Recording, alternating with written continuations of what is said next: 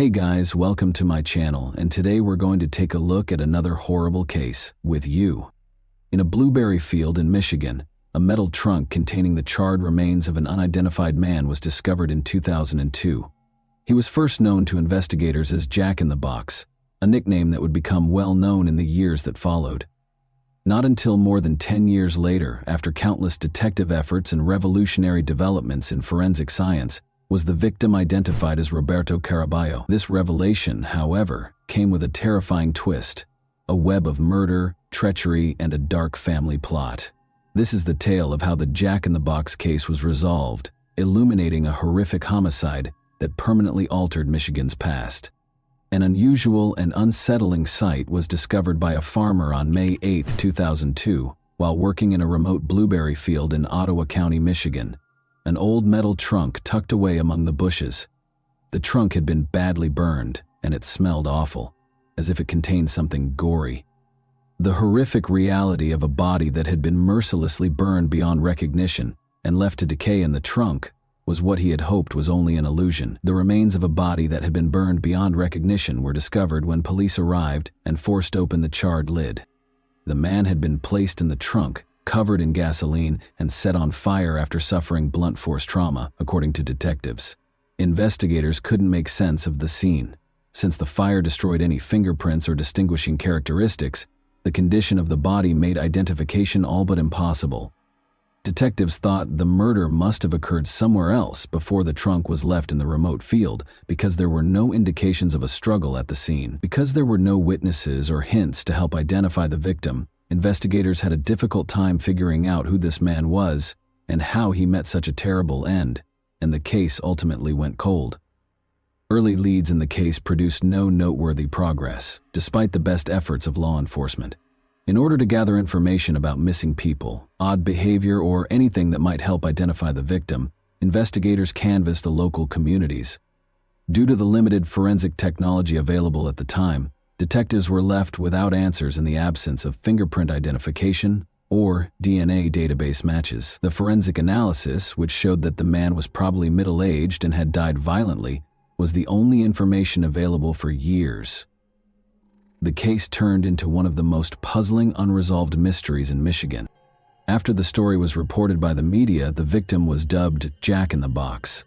The public and fans of true crime were enthralled, curious about the identity of this man and the reason behind his body's ruthless disposal. Detectives kept returning to the case in the hopes that new technology or a different viewpoint would reveal the truth, but the case cooled without any clear direction.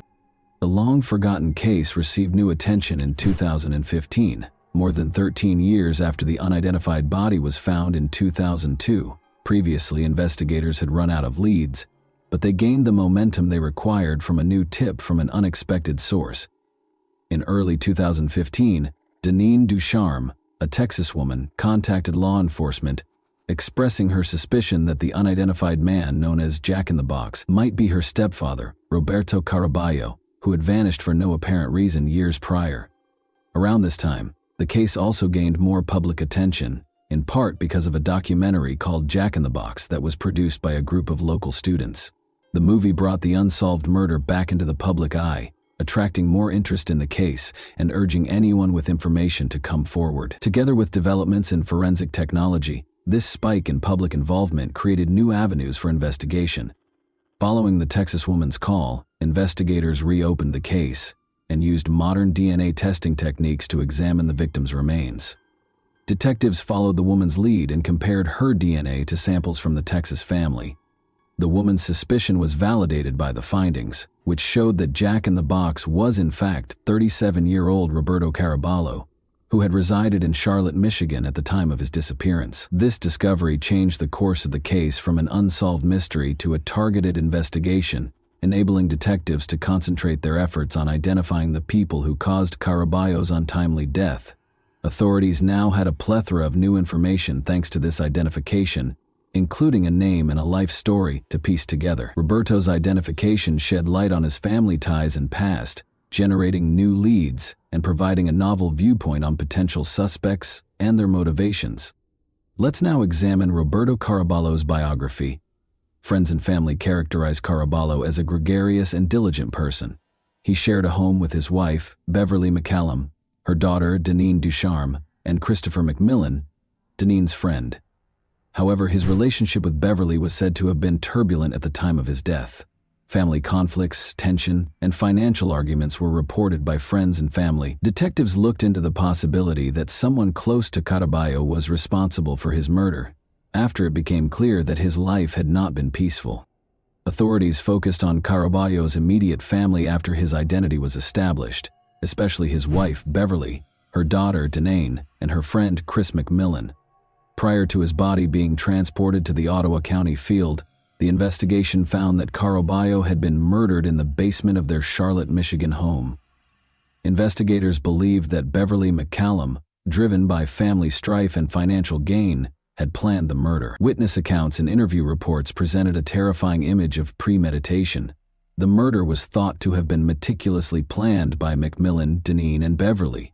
Although no life insurance policy was verified, there have been rumors that Beverly might have hoped to profit monetarily from Caraballo's passing. Rather, it seemed to be a murder motivated by animosity and personal strife, with McMillan carrying out the scheme and Beverly controlling her daughter. Investigators discovered that the three suspects had enticed Caraballo into their Charlotte home's basement on the night of the murder, where they fatally wounded him with a blunt object. According to reports, they disposed of the evidence by putting Caraballo's body inside a metal trunk after he passed away. With the intention of erasing any evidence of their crime, they drove the trunk to a blueberry field in Ottawa County, doused it with gasoline, and set it on fire. The painstaking preparation and graphic method of disposal demonstrated the brutality and resolve of those involved. In order to link Beverly, Deneen, and McMillan to the crime, forensic science was essential. Traces of gasoline and accelerant on the metal trunk were consistent with attempts to destroy the body, and any forensic traces and blood evidence discovered in the basement matched Caraballo's DNA. A clear narrative that positioned the murder in the family home prior to the body's transportation to the field was established thanks, in large part, to the efforts of forensic analysts, advancements in DNA testing, and cooperation with local law enforcement. Christopher McMillan finally consented to a plea bargain in exchange for a lighter sentence after increasing pressure. He gave a thorough explanation of what transpired before Caraballo passed away. McMillan explained how Beverly had planned the murder and tricked him and Deneen into helping to carry it out. His admission that Caraballo had been murdered in the basement gave the prosecution's case more weight and provided a strong basis for Beverly and Deneen's conviction. In relation to Roberto Caraballo's murder, Deneen Ducharme was charged with both murder and conspiracy to commit murder. Ducharme made an effort to portray herself as a reluctant participant during the trial by claiming that she was coerced into committing the crime by her mother, Beverly McCallum. She asserted that her mother had manipulated her, forcing her to participate in both the actual murder and the disposal of Caraballo's body. According to her defense team, Ducharme was a victim of circumstance and had fallen victim to McCallum's web of coercion. They made an effort to portray her as obedient and passive, implying that she was motivated by a stronger personality rather than intending to actively participate in the crime.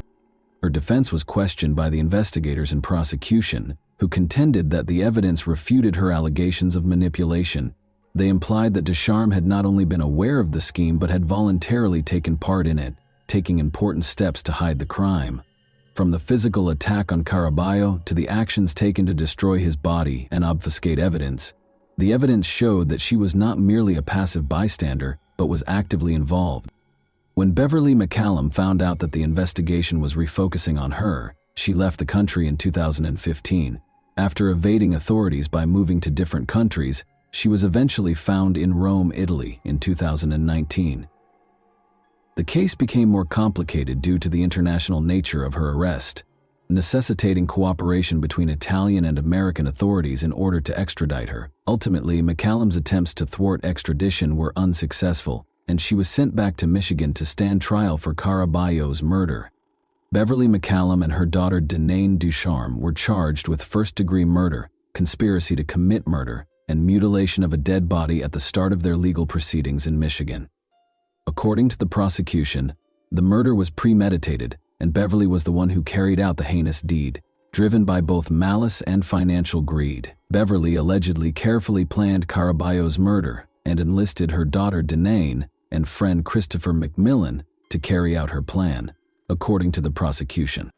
McMillan, who had previously accepted a plea bargain, testified against Beverly and Denane, offering details about the crime scene, the plot, and the subsequent events.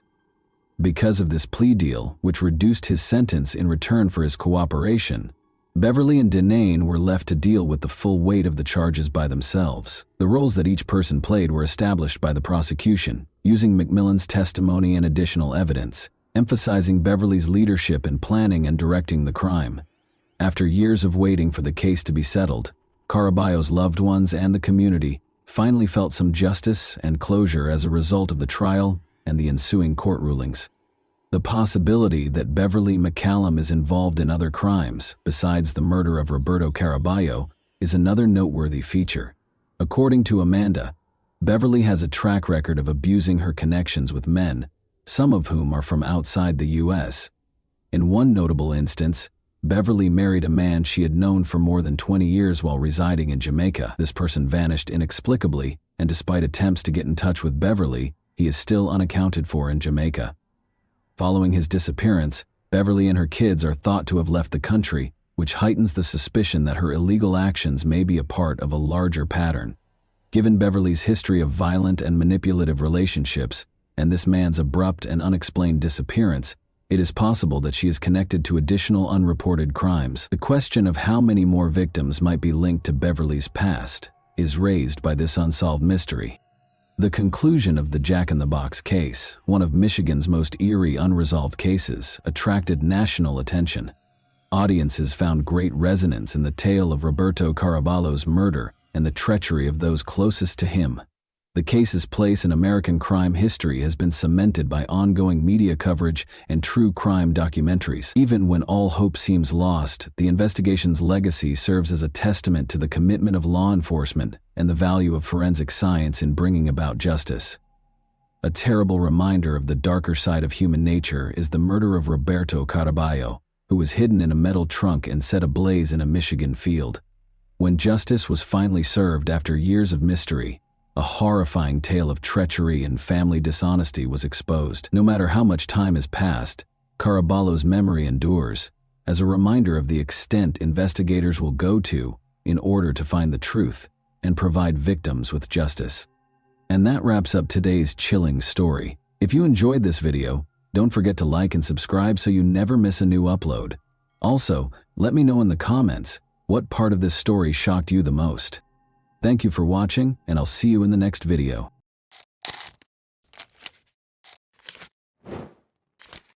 Hey guys, welcome to my channel, and today we're going to take a look at another horrible case with you. Arthur Labanjo Hughes, then 7 years old, would give up on life at this very moment. 5 hours later, the world would hear the most tragic story on the internet, that of Arthur Labanjo Hughes, after an emergency 999 call was placed. He was discovered in a state that could not be explained by a fall, even though he had fallen and struck his head. He was remembered for his superpower, his smile. If one could ask for one last thing, despite having numerous guardian angels around him, Arthur was imprisoned by pure evil during COVID-19 and spent every day of his life in hell. Soon, the Midlands, England Police Department would find horrifying hidden footage and videos that they would prefer not to view. June 17, 2020 was the date of the call. The voice on the line was panicked. 6-year-old Arthur Labanjo Hughes had fallen down the stairs. When paramedics arrived, he was having trouble breathing. Arthur's life slipped away in spite of all the attempts to save him. Before the doctors noticed something that would haunt them for years, it appeared to be a tragic accident. Horrible injuries were found, which contradicted the caller's account. Arthur's severe brain injuries had caused his death. According to the doctors, the damage was comparable to an automobile accident. Even the on-scene paramedics observed numerous bruises on his body, in addition to severe head trauma. Amidst the frantic words and background noise of the 999 call, the truth was concealed in plain sight. Everyone would be shocked to learn the true story of Arthur's tragic demise when the recording was played again, this time with more discerning ears and a greater sense of suspicion. Something much darker now echoed what had once seemed like desperation. Emma Tustin, 32, The stepmother and caregiver of 6-year-old Arthur Labinjo Hughes was the female voice on the call. Emma was the only person who saw Arthur's final moments because his father, 29-year-old Thomas Hughes, was not there when the alleged accident happened. She was also the one who explained how Arthur got hurt and escorted him to the hospital. However, there was a problem with the doctors. They called the police because of their suspicions, and detectives soon began requesting Emma's first formal statement. The thinking step was the punishment area that Arthur's stepmother Emma and father Thomas had created for him. He could stand there and think about what he had done. Because of his actions, Arthur often found himself there, Emma said. However, Arthur was particularly impolite and violent on the night of June 17, 2020, the day he passed away. Emma started crying as she described the mischievous child who had mistreated her. She asserted, like many other stepmothers, that her love was not returned. However, the narrative did not match Emma's story, which remained mostly unchanged from the details in the 999 call. Although more research was necessary, the results would reveal a disturbing truth that would haunt the investigators for the rest of their careers. By 1 a.m., Arthur was placed on life support. After determining that there was nothing more that could be done, life support was turned off the next day. A forensic analysis conducted as the investigation progressed showed that Arthur had more than 130 distinct wounds, from head to toe, in varying stages of recovery. Each and every part of his small body was injured and bruised. Long-term physical stress caused his thymus gland and one kidney to shrink significantly. However, a total detachment of the retina in his right eye and bleeding on the brain were the cause of death. The experts had no idea that this was only the beginning. He had extremely high sodium levels when he was first brought to the hospital. These levels did not change 7 hours later, suggesting that his body was unable to adequately absorb the excess salt he had consumed. According to estimates, Arthur would have needed to eat 6 tablespoons of salt in a single day, or more likely, be poisoned with high amounts of salt over a number of days to reach such sodium levels. Torture was evident from the autopsy report and the injuries sustained. However, that wasn't even the reason this case was the most well-known in Middleton. It was the horrifying findings that had not yet been made during the inquiry that had the public's attention like a wildfire. Authorities were tracking down the sadistic monster who had committed the unthinkable after discovering the unspeakable horror inflicted upon the defenseless child. Behind the story of the tearful Emma and the restless Thomas, there was little question that something was amiss. Across the nation, rumors were circulating, but it quickly became clear that these were more than just conjectures. Discovering the atrocities that had taken place behind the scenes was the difficult part. A search warrant for Emma's 2-bedroom home, where she lived with her boyfriend Thomas Hughes and their children from prior marriages, was swiftly obtained by the Middleton police. Apart from a CCTV camera placed in the living room, nothing seemed especially noteworthy at first glance. Investigators were informed by Emma and Thomas that it was done to keep an eye on Arthur and make sure he didn't hurt himself. The investigators were unaware that the recordings held terrible secrets they would have preferred to ignore when they took them for additional analysis. Heartbreaking details of little Arthur's last hours were captured on CCTV, including scenes that would have horrified anyone who saw them. This unsettling video was captured just a few hours prior to Arthur's purported mishap.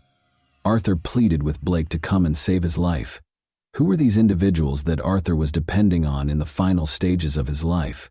Blake was Thomas Hughes's brother and Arthur's uncle. When Arthur called for his family outside of Emma and Thomas, he was seen to be weak, frail, and hardly standing.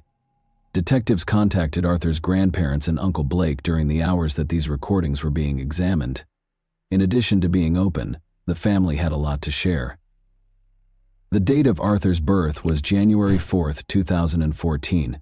He was among the happiest kids you could ever meet just a year ago.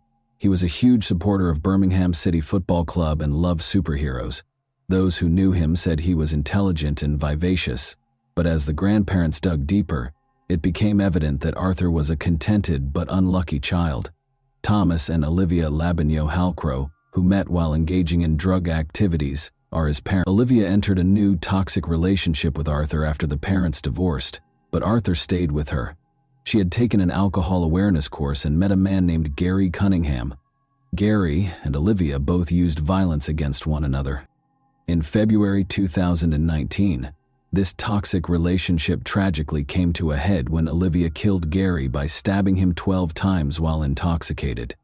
The fact that young Arthur saw the murder was the most startling aspect of this incident. Olivia received an 11-year sentence in 2020. Little Arthur moved in with his father, Thomas, and grandparents, while the mother was serving her sentence. His grandparents and his uncle Blake were the main sources of the love he had experienced. For Arthur, this was the safest period of his life. The trail of misfortune started with a simple date, but the wave of good times would soon subside. Thomas, his father, went on a date with Emma Tustin, a woman he had met online. Detectives discovered that Emma had a history of unpredictable and attention-seeking behavior as the investigation progressed. When her boyfriend threatened to break up with her in 2013, she leaped from the top of a multi-story parking structure. She once threw herself out of a bedroom window to stop her partner and his best friend from going to the pub. In an interview with the Daily Mail, one of her ex-boyfriends stated, "She's a black widow. Every man she hangs out with is sucked dry by her. She has absolutely no maternal instinct. She wanted children because of the attention they gave her as a newborn and the benefits they provided. But she didn't want to know once the attention stopped and she was left alone with a baby." She was also accused of being a careless mother, and social services frequently visited her home. The ultimate application of this woman's evil would be when she entered Thomas's, and eventually Arthur's, life. Thomas wasn't a perfect father, but he wasn't a total nightmare either. But as he and Emma became closer, that would soon change, and Arthur would lose his father in a way he never could have predicted. Arthur went on a number of excursions with his father and Emma, but each time he came back, the grandparents noticed that he was becoming less and less eager to accompany them. He couldn't quite understand the unnerving tension that was replacing the warmth of family. His grandparents claimed that they became aware that something was amiss in their own house. Every time Emma came to visit, Arthur would try to hide because he was afraid of her. She was disliked by Thomas's brother and parents as well, who perceived dishonesty and disdain in her. They were unable to foresee the scope of what was happening, though. When Arthur's grandmother tried to buy him a Subway sandwich during one of Emma's visits, Emma yelled at her to stop feeding him, saying it was a needless luxury. This brief interaction acted as a warning, demonstrating Emma's ease and eagerness to make choices regarding Arthur's life. She wasn't alone, though. Thomas was also acting differently. He had started to become easily agitated. Blake saw the young boy staring blankly at the wall when Thomas, for a child, it was an unusual sight. Blake tried to give him a snack to lift his spirits, but Thomas stepped in and said Arthur was being punished and shouldn't be fed. As the pandemic spread, this was only the start of a nightmare that would only get worse. A total lockdown was proclaimed by the Prime Minister. Arthur had the danger in his own house while others hunkered down to protect themselves. Separated from his cherished grandparents, he was raised by his father, Thomas, and Emma, and saw them infrequently. Things were gradually coming together for Arthur's decline. Arthur's grandmother saw a blue bruise on his shoulder during one lockdown. She took prompt action and lodged a complaint with social services, even though she was Thomas's mother. When Arthur got back to Emma and Thomas's house the next day, a social services agent called Emma and paid her a visit. But nothing was done about it. They insisted that Arthur and Emma's other two children looked content and healthy, and they denied that there was any bruise. But the call prior to the visit was sufficient justification for Emma to be on guard and take the required precautions to hide it, according to the grandmother. Blake tried to get in touch with the Middleton police, but sadly the officers never got through to Arthur because they believed social services was handling the case. The family made repeated attempts to enlist assistance for Arthur, but there would be no outcome. Arthur was suffering terribly, and there was nothing anyone could do about it. Meanwhile, Arthur's death was being investigated more thoroughly. Though they were unsure of what might have caused Arthur's death, Arthur's grandparents and family blamed Emma and Thomas. The couple was the subject of a more thorough investigation, and the most repulsive information began to come to light. After seizing their phones, investigators started going through the data. They found shocking information in the audio recordings and text messages between Emma and Thomas. The weight of what had been concealed behind closed doors became painfully evident with every new line that appeared on the screen. Emma and Thomas's messages exposed the depth of their perverse collaboration and they were complicit in this nightmare. The messages described Arthur's living conditions, which included physical abuse, loneliness, and hunger. Emma vented her frustrations and documented her increasing cruelty towards the boy in the majority of these texts. She punished Arthur by depriving him of food and liquids and making him stand in the hallway for hours on end. The young boy's pleas for sustenance and solace were ridiculed. He referred to his desperation as misbehavior. For Emma and Thomas, the conversations were a perverse kind of reinforcement in these messages. When Thomas wasn't home, she would frequently record Arthur's anguished cries and send Thomas audio snippets, seemingly to get his approval for her severe treatment. Thomas would reply by expressing his own annoyance with Arthur and urging her to be even harsher, telling her to just end him or recommending violent means to stop his screams. The boy was left to suffer alone in his room or cry himself hoarse in the hallway while the couple, at times, were only a few feet away from Arthur and texted, their phones buzzing with nasty conversations. Emma complained that Arthur was acting out or spoiling him because of his need for affection. Emma and Thomas talked about how Arthur should be disciplined for small transgressions or denied certain foods. Neglect was not the only form of abuse. There were numerous instances of name-calling and verbal abuse in these messages. Both sides' hatred was clearly visible in these messages. The messages made it abundantly evident that there was physical torture and intimidation in the home. Arthur had been attacked several times. According to one of the messages, Emma and Thomas had a falling out, and Emma said she could accept Thomas but not Arthur. In a stern reply, Thomas insisted that she would have to take Arthur and him together or not at all. Since Emma's rejection of Arthur only made Thomas more irate, this exchange exposed the problematic dynamics of their relationship. This tension suggested that Thomas's rage could quickly grow and result in more abuse of Arthur. One thing was certain, despite the numerous questions, Arthur was leading a miserable life and frequently going without food. For the investigators, one CCTV clip that had previously seemed unimportant took on new significance. On one of the hottest days of the year, the video showed Thomas and Emma lounging and eating ice cream. Arthur, meanwhile, was made to stand on the stairs, hot and hungry, without water, and in a bulky onesie that made him feel even more uncomfortable. Emma stooped to eat McDonald's in front of a starving Arthur, who was left defenseless in the hallway, while Thomas sat cross-legged. The question came up. Did Emma's children all experience the same level of suffering? The investigators learned from Arthur's grandparents that Emma's children were frequently abandoned and left hungry for extended periods of time, while Emma remained in her room. But Arthur's ordeal was particularly horrifying. Emma's children didn't seem to experience the same degree of abuse as Arthur in any of the video. Subsequently, Emma's kids would inform investigators that if they attempted to assist Arthur, they would also be punished. As another heartbreaking clip awaited their review, the unsettling details of this case seemed to go on forever. Arthur was seen standing and shuffle-footing in these clips. It appeared innocuous at first, until they discovered he had been upright for as long as 14 hours. Police clamped down on Thomas and Emma as the horrific details surfaced, interrogating them about Arthur and the devastating information in the recordings. The details of Thomas and Emma's accident story started to shift piece by piece, but Thomas would be the first to reveal the truth, which was even more terrifying than they already knew. Thomas admitted to them that his punishment of Arthur might have been excessive. He explained to the investigators that Emma and the family suffered as a result of Arthur's behavioral problems. Thomas was going to disclose that he had studied torture techniques used during interrogation, techniques that caused the most pain without leaving scars or bruises, even though it was difficult to comprehend what offense a 6-year-old could have committed to warrant such a punishment. What actually took place on June 17, 2020 then? But did Arthur's body simply give up after all this suffering? No. The case's reality was straightforward and cruel. In fact, the reality was even more horrible. Arthur was left behind as usual, weak and starved, while Thomas had gone to the grocery store with Emma's kids. Emma texted Thomas that Arthur was causing trouble and instructed her to discipline him, even though Arthur couldn't have done anything that she couldn't manage on her own.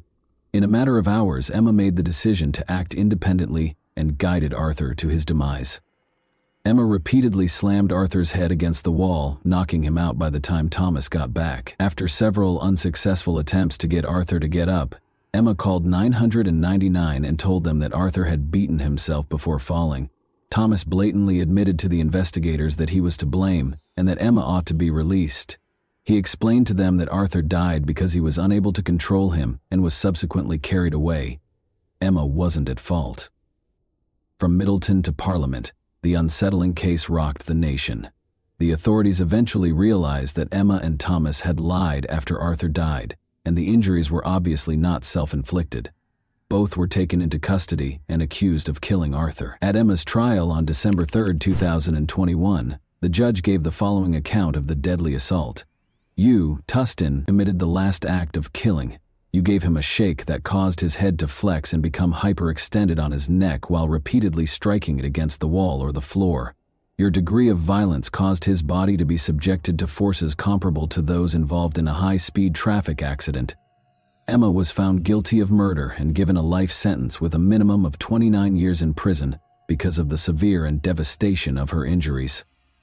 Thomas Hughes, who did not witness the deadly assault, was convicted of manslaughter and given a 21-year prison term. It was announced in December 2020 that their sentences would be examined to determine whether they were excessively light, potentially resulting in longer terms for both. Only the two youngest of Emma's 4 children from prior relationships were still living with her when she first met Thomas. Emma had already been reported to social services multiple times by that point because of worries about the welfare of her children. But she had mastered the art of controlling these circumstances. She would use emotional strategies, crying and playing the victim whenever social services came to visit. The authorities would always depart without doing anything more. Although social services had always been mentioned in the story, their non-participation was an unexpected plot twist. How come Arthur's ongoing suffering went unnoticed despite social services getting involved in this case so early? How did social services contribute to Arthur's demise in your opinion? What, in your opinion, ought to have been done to save young Arthur from his cruel destiny? And that wraps up today's chilling story. If you enjoyed this video, don't forget to like and subscribe so you never miss a new upload. Also, let me know in the comments what part of this story shocked you the most. Thank you for watching, and I'll see you in the next video.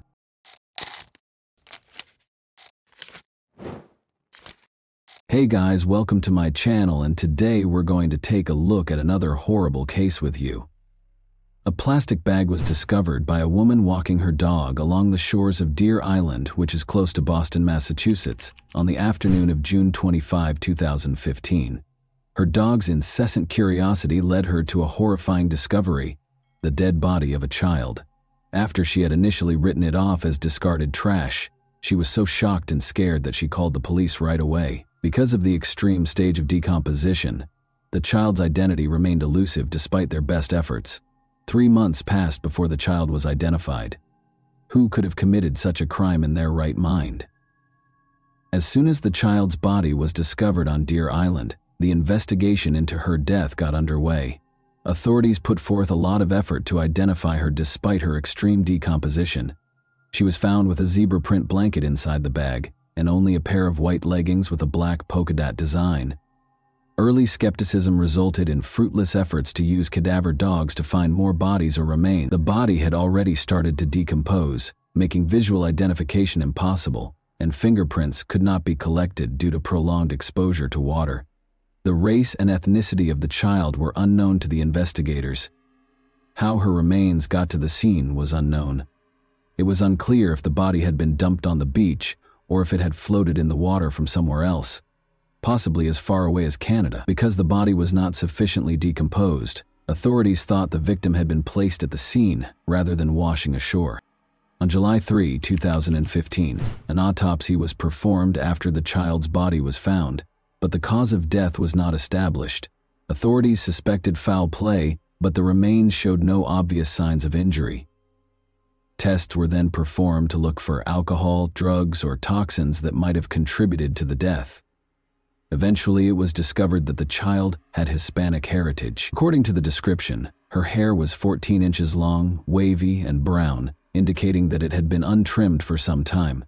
She weighed about 30 pounds and was estimated to be between 3'1" and 3'6".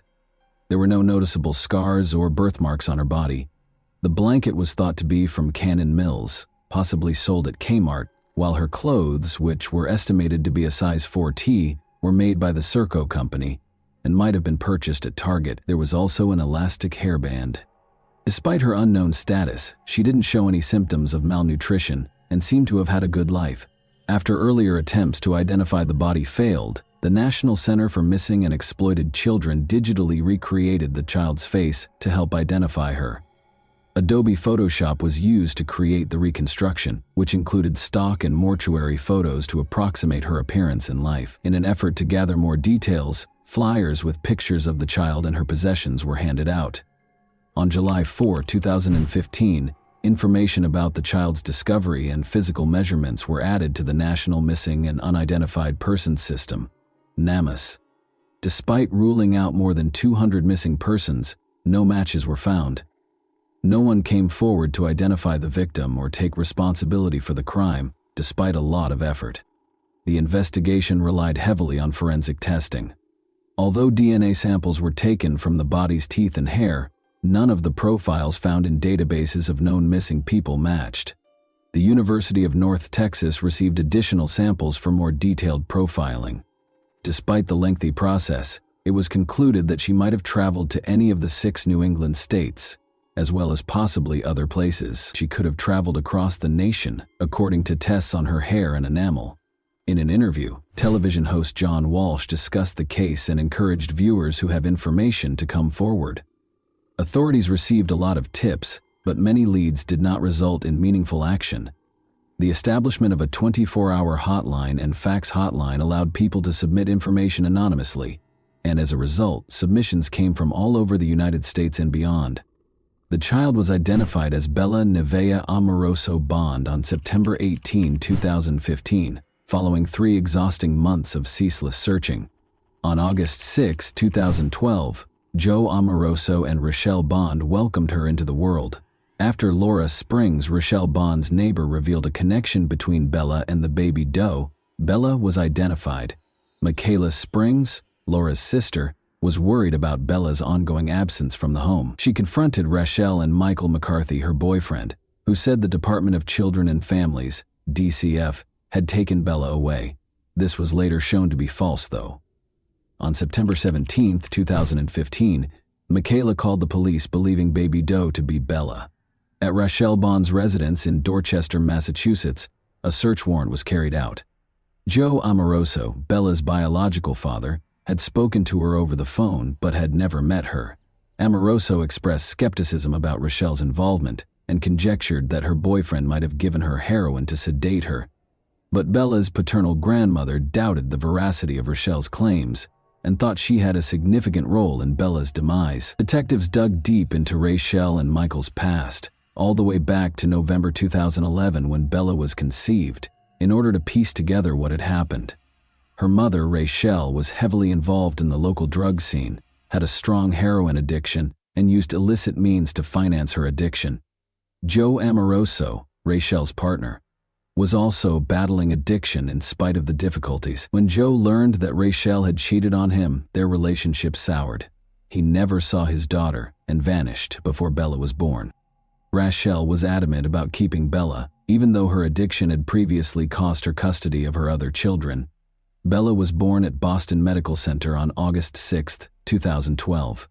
Rochelle's determination to be a responsible mother was reinforced when she saw her daughter for the first time. However, allegations of neglect surfaced in spite of her efforts. She found an apartment in the neighboring city of Dorchester and made an effort to give Bella a secure home. Even though Rochelle loved Bella, she battled her addiction, and sometimes her old habits came back. Carelessness was still being reported, which was indicative of Rochelle's ongoing struggle with heroin addiction and how it affected her capacity to look after Bella. As the months went by, Rochelle received calls from the Massachusetts Department of Children and Families in 2012 and 2013 regarding the domestic situation. Feeling the pressure of being a single parent, Rochelle continued to speak with Joe on the phone. Although he re-established contact with the family, he never made it back to see Bella in person. In January 2015, Rochelle started dating Michael McCarthy because she was looking for a partner. Everything appeared to be normal at first, but Michael's behavior quickly began to become unpredictable. He lived with Rachel and Bella and was obsessed with supernatural subjects. Their relationship rapidly deteriorated as they both became addicted to drugs. When the abuse was reported to the police, nothing was done, and things continued as they were. Rachel had been lying to them, which is why no one noticed Bella's absence. After visiting their home, she made a false claim that Bella had been taken away by the DCF, saying that the situation was too difficult. People accepted Rachel's story without question because of the situation. Investigators obtained a search warrant and questioned Rachel and Michael because of their suspicions and Rachel's false claims about the DCF removing the child. Eventually, Rachel admitted to the terrible things that had happened that fateful night. She claimed that Michael had become enraged and had attacked Bella several times because he thought the child was possessed.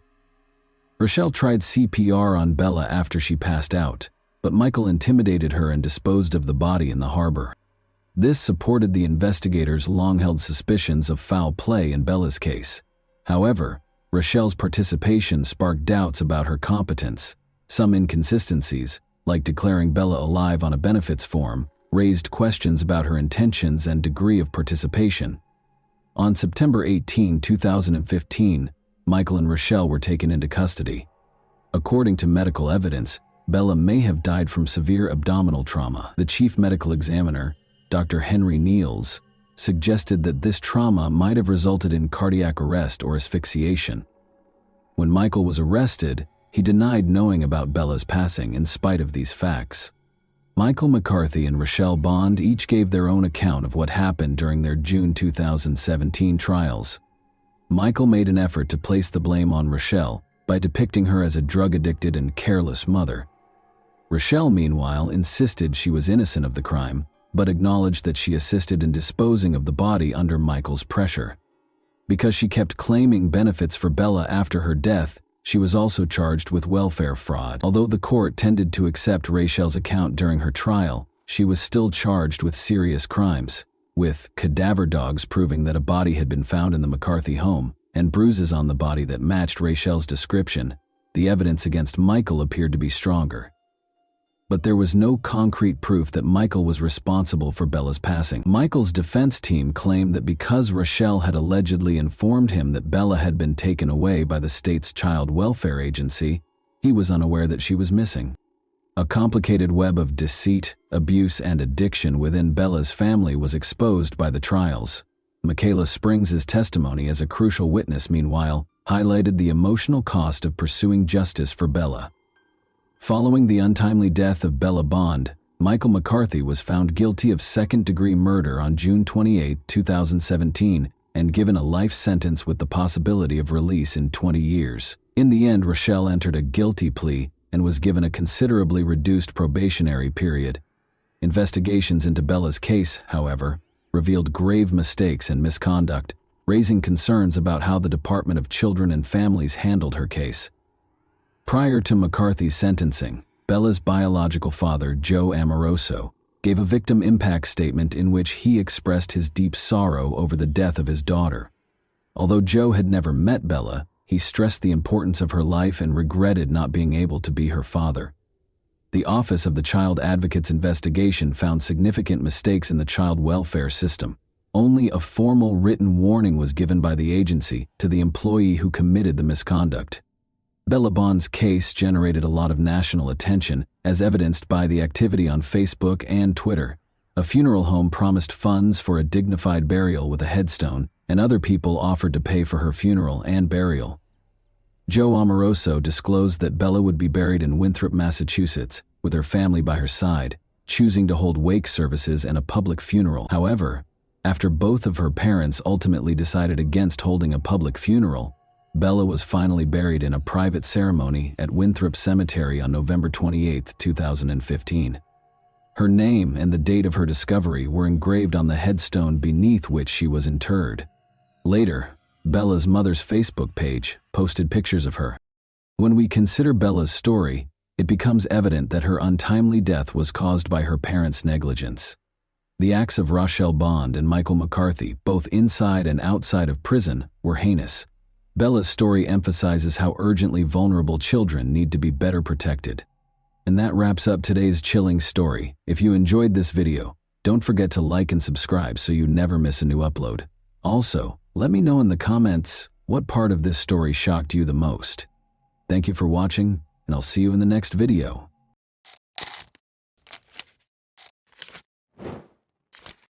Hey guys, welcome to my channel, and today we're going to take a look at another horrible case with you. After opening in 1954, the Fontainebleau Hotel quickly gained popularity among Miami's elite. Benjamin Novak founded it and oversaw the property until 1977. Bernice Novak, his wife, was a prominent figure in Miami's social life. In 1956, Bernice, a former fashion model in New York, and Benjamin welcomed their only son, Ben Novak Jr. Ben carried on his famous family's legacy while growing up in the glitz and glamour of this iconic American hotel, making use of his connections and power. Ben's life wasn't without its difficulties, even though his parents were famous and socialized with celebrities. He missed out on deep friendships with peers and frequently felt alone as a child because he was surrounded by adults. Many of his early experiences seemed to him to have been staged and fabricated by the adults in his life. He turned to comics as a means of escape, and Batman emerged as his favorite character. His early interest turned into a major passion as he grew older, and he eventually accumulated one of the biggest collections of memorabilia in the world, which included his very own Batmobile. Ben Novak Jr. inherited his parents' business sense in addition to their wealth. He was more than just a comic book fan. He was a clever businessman who loved what he did. He entered the convention industry with the intention of becoming well-known, because he was determined to establish his own identity apart from the family legacy. He continued to work in the hotel sector, organizing conventions with success and making good money each time. Unfortunately, he would ultimately meet a tragic end at one of these conventions. Ben, however, pursued a different interest prior to that depressing development. His life took a drastic turn when he met Narcissa, a stripper at a Miami strip club. He had a thing for strippers. In 1983, Narcissa Sierra Valise Pacheco relocated to Miami. Being the youngest of 6 children and the family favorite, she grew up in a rural part of Ecuador and was well protected by her older brothers.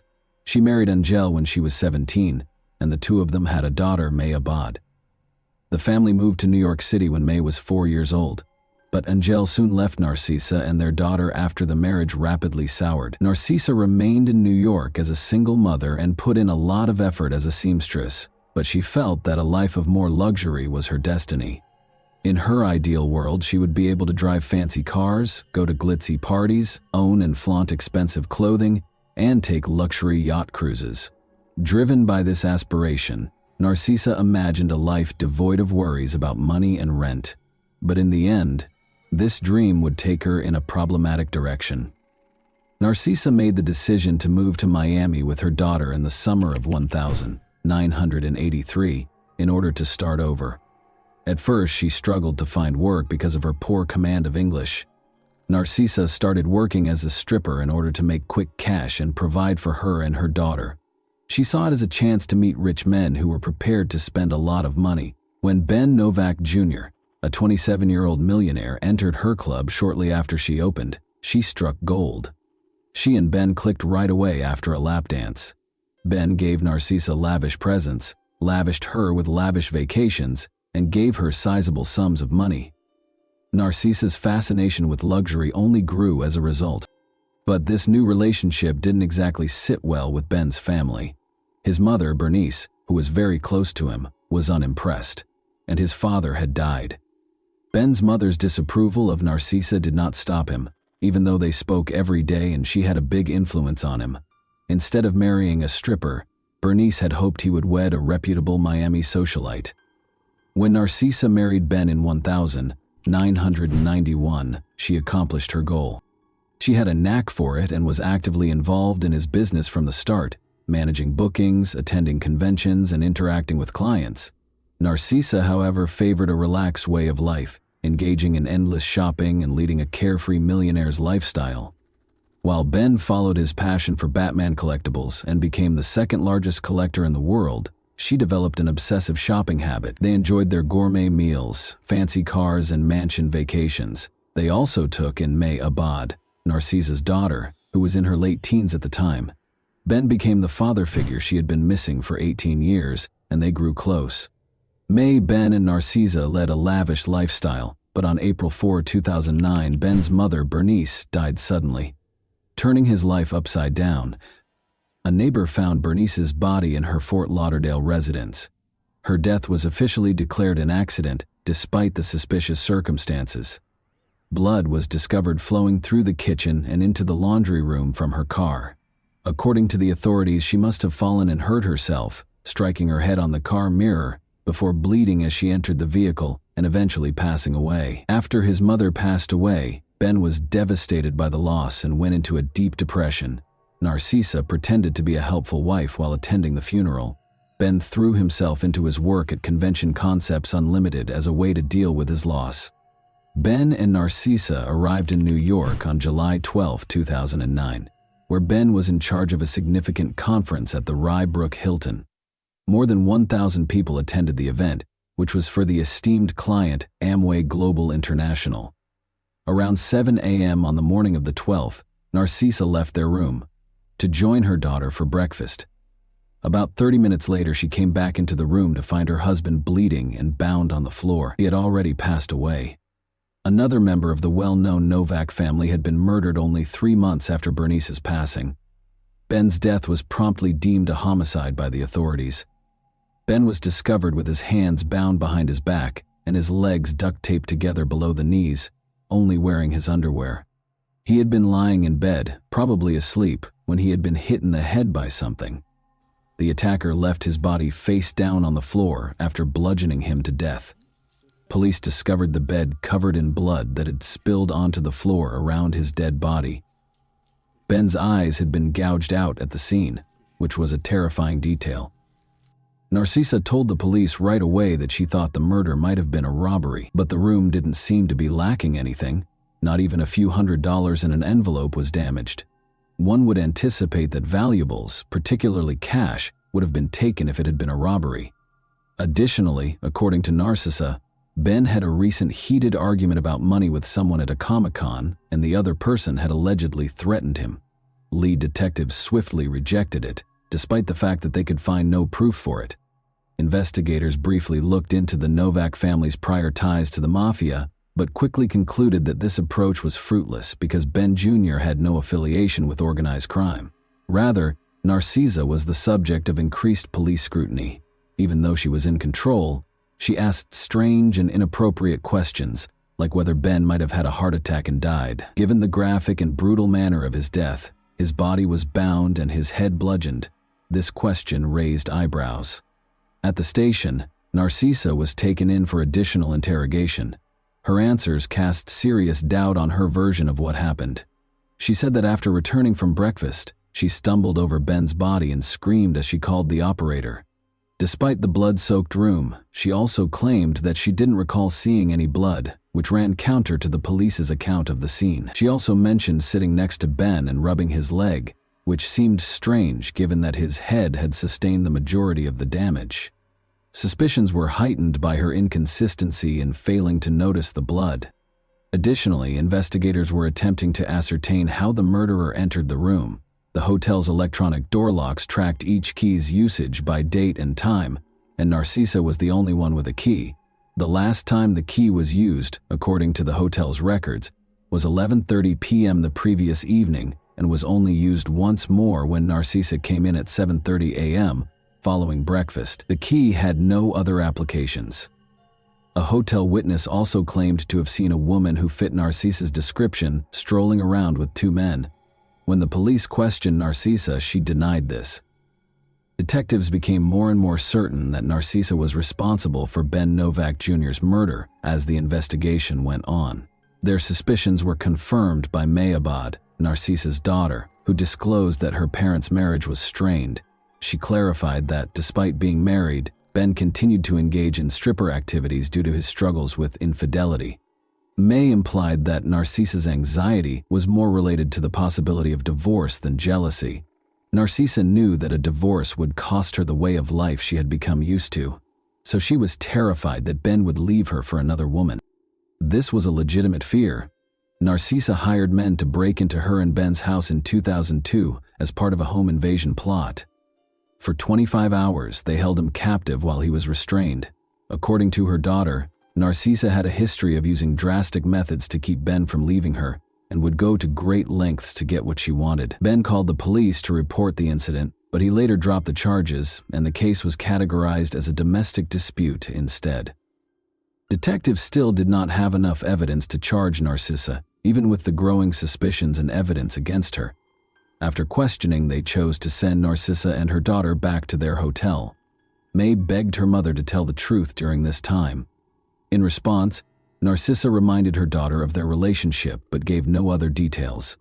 Police were called to the Novak residence for a reported domestic disturbance 3 days after Ben was killed. May Abad clarified that she immediately went to the house to look for evidence against her mother after returning from New York.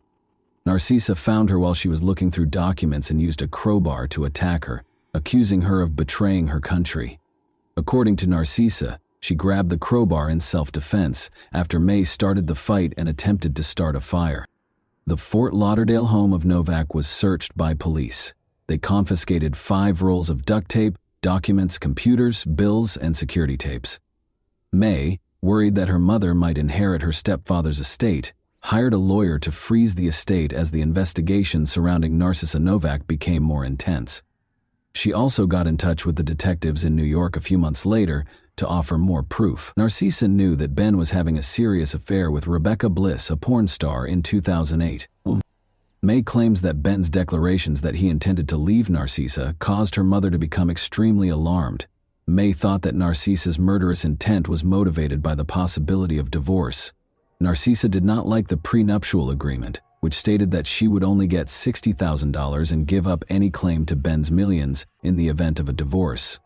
Ben's will left his mother the majority of his assets, so even if he died, Narcisa would still lose out. But there was uncertainty about Narcisa's possible inheritance, because his mother had only passed away 3 months prior. The police also questioned Cristobal Veliz, Narcisa's brother. He claimed that Narcisa's daughter May Abad was the murder's mastermind. Cristobal implied that there was a cover-up behind May's tardiness in disclosing Ben's affair with Rebecca Bliss. Narcisa told the FBI that she had found explicit love letters from Ben to his stepdaughter May, which further complicated things. According to Cristobal Veliz, he could demonstrate that May Abad had framed her mother and hired a hitman, Alejandro Garcia, to kill Ben. Garcia was taken into custody for an unrelated offense in November 2009. He was questioned about the Novak murder while he was in detention. When Garcia realized how serious his situation was, he made a deal and admitted to killing Ben Novak Jr. He asserted, however, that Cristobal Veliz, not May Abad, had employed him. According to Garcia, Veliz paid him $5,000 to commit the murder. Police were unable to locate any receipts from Cristobal's residence to verify the transaction, but surveillance footage showed Garcia retrieving a payment receipt from Cristobal. Garcia decided to cooperate further because he was already facing prison time, and he disclosed a shocking fact. This was not the first murder he had committed under Cristobal Veliz's supervision. Alejandro Garcia was hired in April 2009 to murder Bernice Novak as she went into her garage. Garcia viciously struck her face after attacking her with a monkey wrench. It was discovered that in order to inherit Ben Novak's wealth, Narcisa Novak had planned the murders of Bernice and Ben with the assistance of her brother, Cristobal Veliz. To take over the estate, Narcisa had to get rid of Bernice. Alejandro Garcia testified during the trial that Bernice was supposed to be beaten severely and struck in the teeth. While Ben was asleep on the morning of July 12, 2009, Narcisa opened her husband's hotel room to Garcia and Joel Gonzalez. They started attacking Ben after she led them to his bedside. Narcisa told one of the men to gouge out Ben's eyes and gave Garcia a pillow to muffle Ben's screams. Garcia's testimony aligned with the police-discovered evidence. A rumpled photo of Narcisa's daughter May Abad was discovered in Garcia's pocket upon his arrest, indicating that she was also a target. Cristobal and Narcisa had also plotted May's murder. Police questioned why Ben's burial was delayed after his body was kept at the Westchester County morgue for 2 months. The investigation found that Narcisa was preoccupied with rifling through Ben's Batman collection. embezzling funds from his business accounts, and swaying bank tellers to gain access to his safe deposit box instead of attending his funeral. Narcisa and Cristobal were taken into custody for the killings on July 8, 2010. They were officially charged with the murder of Bernice Novak. Their trial started on April 23, 2012, a year later. Despite his decision to testify in his own defense, Cristobal gave a terrible performance. During cross-examination, he contradicted himself several times. Both Narcisa and Cristobal maintained their denials of involvement, even after video footage showed Garcia and Gonzalez monitoring the hotel, and phone records showed a 2-year correspondence between the two that implied premeditation. Ben had been preparing to leave Narcisa, according to Rebecca Bliss, his mistress, who testified. Rebecca disclosed that Ben was willing to improve their relationship after expressing discontent with his marriage. Every day he assured her of his commitment to her and declared his love for her.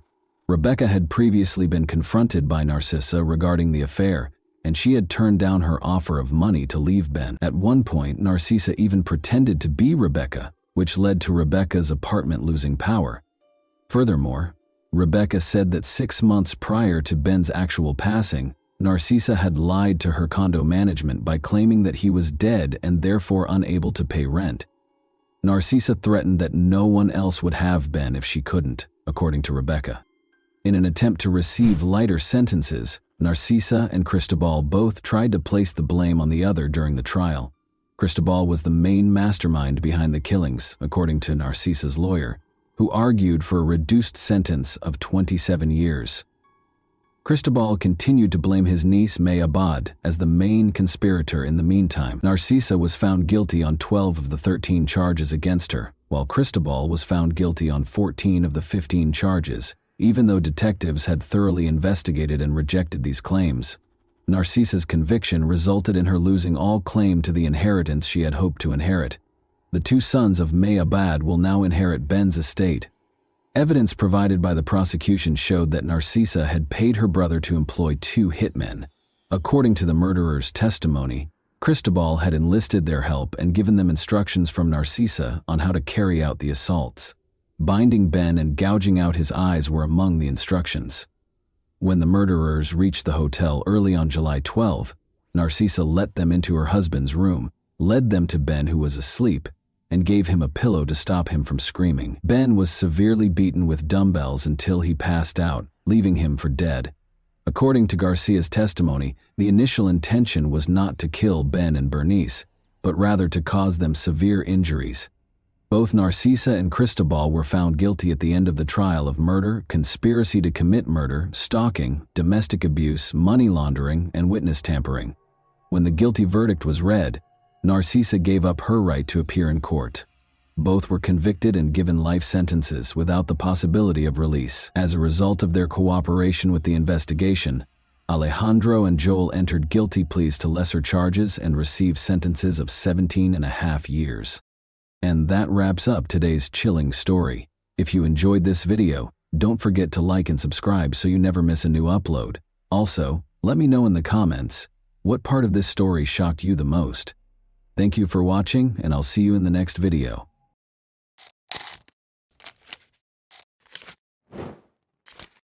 Hey guys, welcome to my channel, and today we're going to take a look at another horrible case with you. The police didn't know they were entering a house of horrors when they started looking into a murder case on February 16, 1981. There was something really strange about the house. The nightmare that started inside those walls, however, would not stay contained. Indeed, it was on the verge of seeping into reality. Although the nation would be shocked by Alan Bono's murder in Connecticut, Arnie Cheyenne Johnson's terrifying allegation of demonic possession would garner the most media attention. Supported by Ed and Lorraine Warren, paranormal investigators, this case was unheard of. But were the demons inside, or the supernatural really to blame? Many believe David was just suffering from a mental illness. The true crime behind the film, The Conjuring, The Devil Made Me Do It, is presented to you this Halloween. The first illegal killing in Brookfield's history had occurred on the evening of February 16, 1981. With dense woods on either side, Brookfield Police Department Sergeant Gordon Fairchild slowed his patrol car when he saw a man stumbling down the road. The figure looked confused, as if intoxicated, and his appearance suggested a straightforward case of public intoxication. One particular detail, however, would lead to the most contentious case of the decade. Tiny blood droplets were scattered all over the man's clothing. He didn't appear to be in a state to describe the bloodstains or his location. He admitted to the officer that he had a drinking problem and needed assistance. The man was captured by Fairchild, who escorted him back to the cruiser. The sergeant didn't know the man, but that night would be the beginning of the most bizarre case he would ever work on, one that would ultimately rock the foundations of the American legal system. A call came in as he was getting the man settled in the car. 2 miles away, a horrific murder had been attempted. According to reports, the suspect had escaped into the woods. Detective Fairchild knew then that the man they were searching for was Arn Cheyenne Johnson, who was seated next to him. They took him in to question him. Investigating the horrifying murder attempt further, they found that Alan Bono, 40, was lying in a pool of his own blood.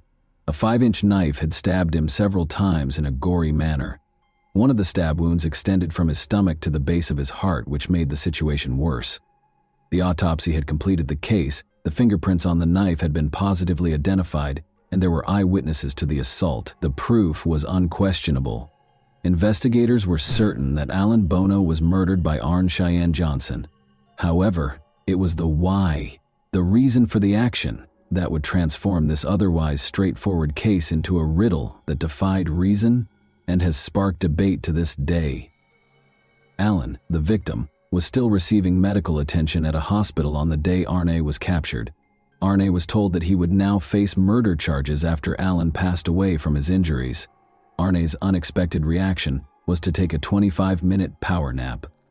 Police Detective Sergeant John Lucas formally charged him with first-degree murder after reading him his rights when he awoke. Arn's only response during the interrogation was that he had no memory of the murder's time and that he didn't intend to harm anyone. Before the murder, he last recalled being out to lunch with his landlord Alan Bono with his wife Debbie Glatzel, her cousin Mary, and his own sister Wanda Johnson. His memory went blank after that. Debbie, Arn's wife, was called in to answer questions about what happened that day and to fill in the blanks her husband had left. The detectives had no idea that her story would lead to a barrage of the strangest explanations they had ever heard during questioning. She started by giving a description of the deceased, Alan Bono, an Australian who had offered Debbie a job and rented his house to them. For the young couple, he was more of a friend than a landlord or boss. The beginning of that afternoon was pleasant, full of laughter and family, but Alan's attitude changed as he drank too much. In addition to taunting Arn about a sinister past that had been buried but was now resurfacing, he started making offensive comments about the girls. Alan kept pushing Arn's buttons, but there was something about his past that disturbed him, something so sinister. Alan provoked Arn more and more with each taunt until he lost control and got to his feet. But there was a problem. A low, guttural sound escaped Arn's throat as his body tensed and his expression twisted. He was growling, not just angry. It became evident that a physical altercation was unavoidable, despite Wanda, Mary, and Debbie's best efforts to diffuse the mounting tension. Wanda flung herself between the two men, but Arn suddenly produced a knife, and the women watched in horror as what transpired. As though possessed, Arn repeatedly and wildly stabbed Alan until he was lying in a pool of blood. Then Arn suddenly jerked to her feet and fled. Debbie said it wasn't just different from Arn. It wasn't Arn at all. He wasn't acting alone, supposedly. During this strange interrogation, renowned paranormal investigator Lorraine Warren called the Brookfield police station because they believed that an outside force, which they dubbed the Beast, was silently pulling the strings. She was going to say something so out of the ordinary that it would make the case even stranger. It was a malicious demon within Arn, she thought, and he was innocent. Despite the fact that the detectives clearly didn't believe her, she persisted and requested that they look over their earlier records. The police were astounded by what they saw when they examined the documents from a few months prior. Lorraine had called, and she had already told the detectives that a murder like this one was bound to happen. Neither Ed Warren nor Lorraine Warren had attained their later prominence at this point. However, it was becoming evident that Debbie and Arne had a strong ally in the Warrens, who were willing to support their bizarre allegations with their contentious knowledge, if they were lying to get away with murder. If there was a demon, why would it attack Alan? How could he have caused such a violent reaction? The demon that lived in Arn allegedly took control and showed Alan where he belonged because Alan had constantly made fun of and taunted him. Lorraine implied that the demon had a purpose and was connected to something much more profound than just a random force. She claimed that the solution was found in the troubled past of Debbie's family, which included not only the Warrens, but also her brother David Glatzel, who was 11 years old. The clock was running out as the investigators got ready to delve into this sinister past, and the story was only going to get stranger by the second. The realities that awaited them were more horrifying than their worst fears. It started in Bridgeport, Connecticut, during the summer of 1980. Arn and young Debbie were searching for rental properties to move in together after becoming engaged. At that point, they discovered a house close to a well. They made the decision to move in since the house was roomy and better than others in their price range. Debbie's family provided assistance with the move. However, their idyllic reality would soon be shattered by the dream home.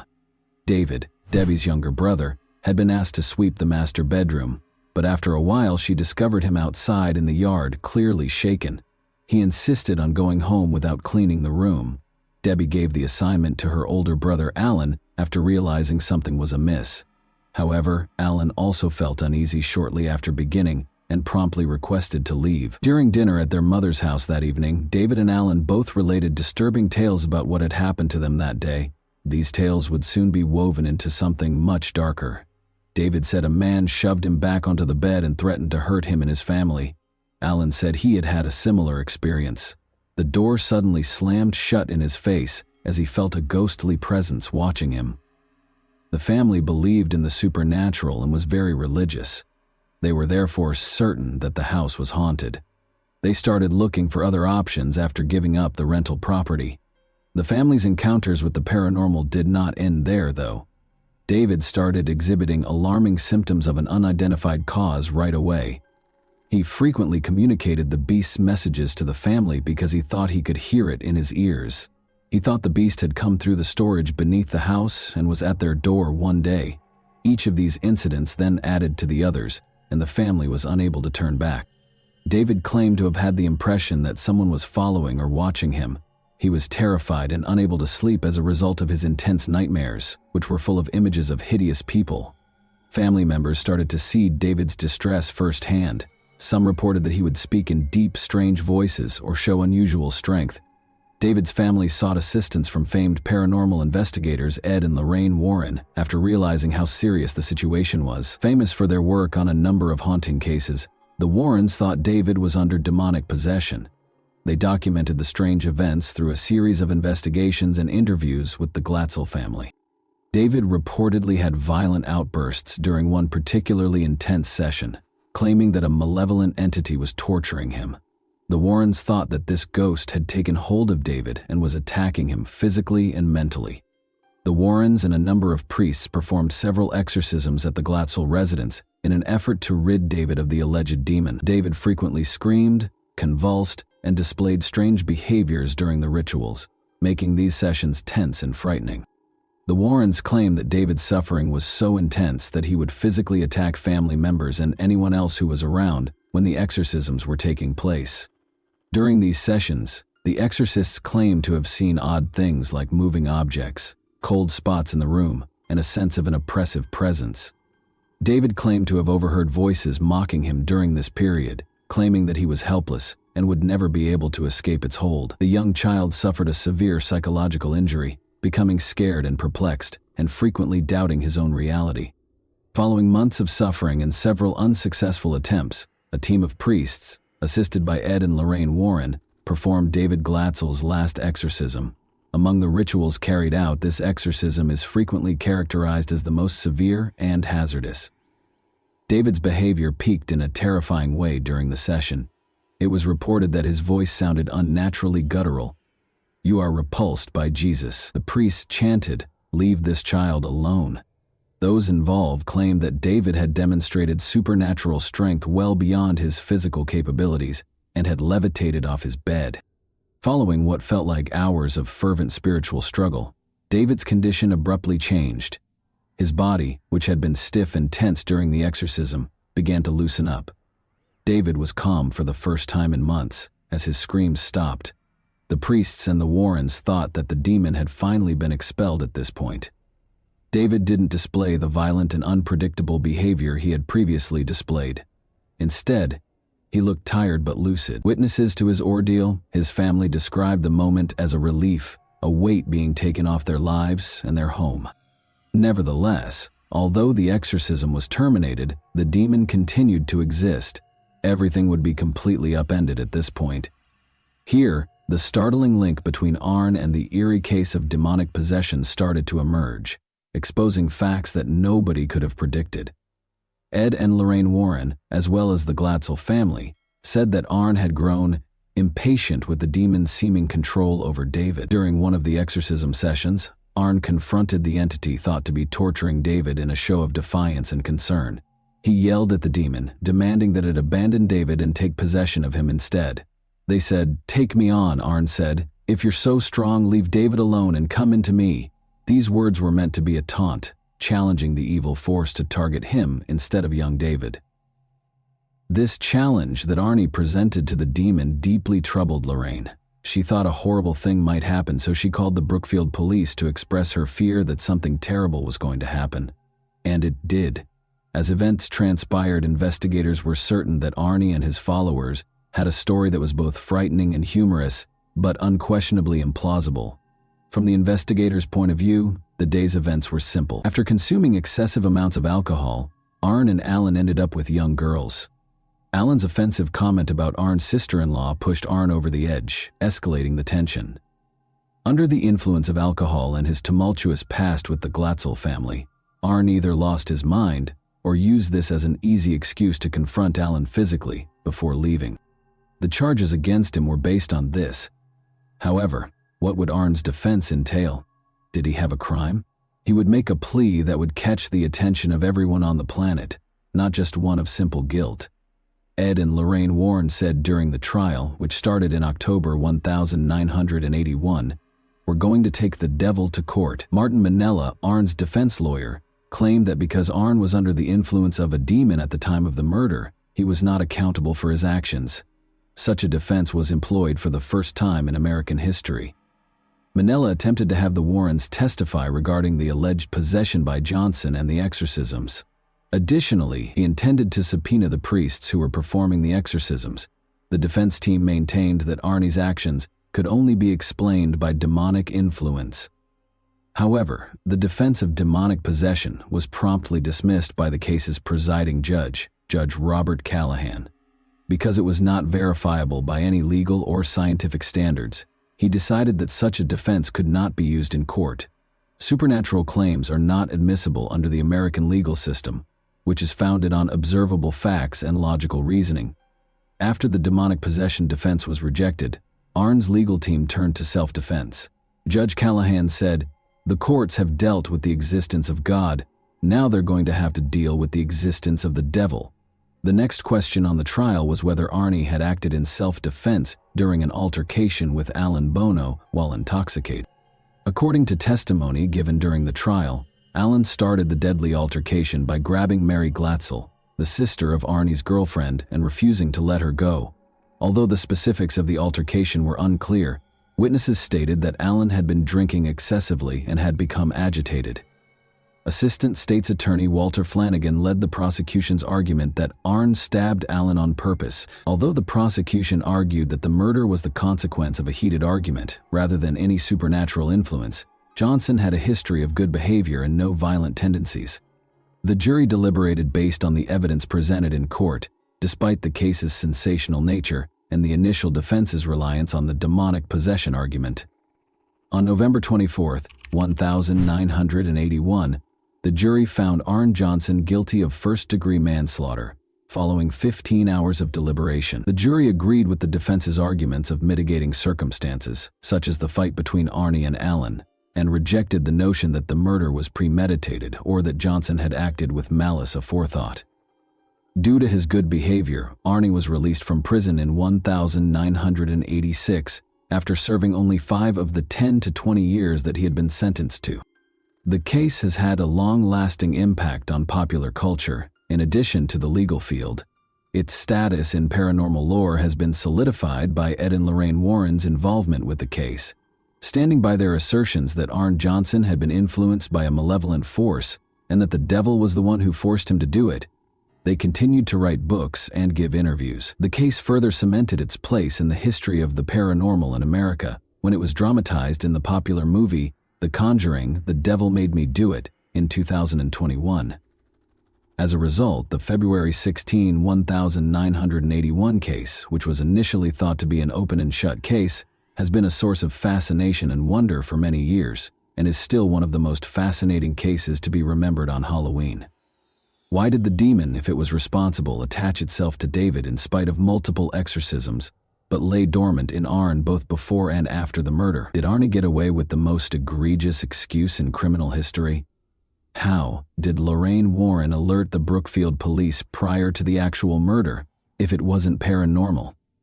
Those who read this terrifying story are still plagued by these questions. And that wraps up today's chilling story. If you enjoyed this video, don't forget to like and subscribe so you never miss a new upload.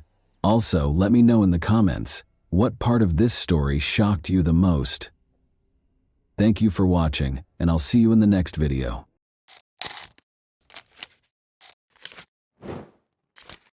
Hey guys, welcome to my channel, and today we're going to take a look at another horrible case with you.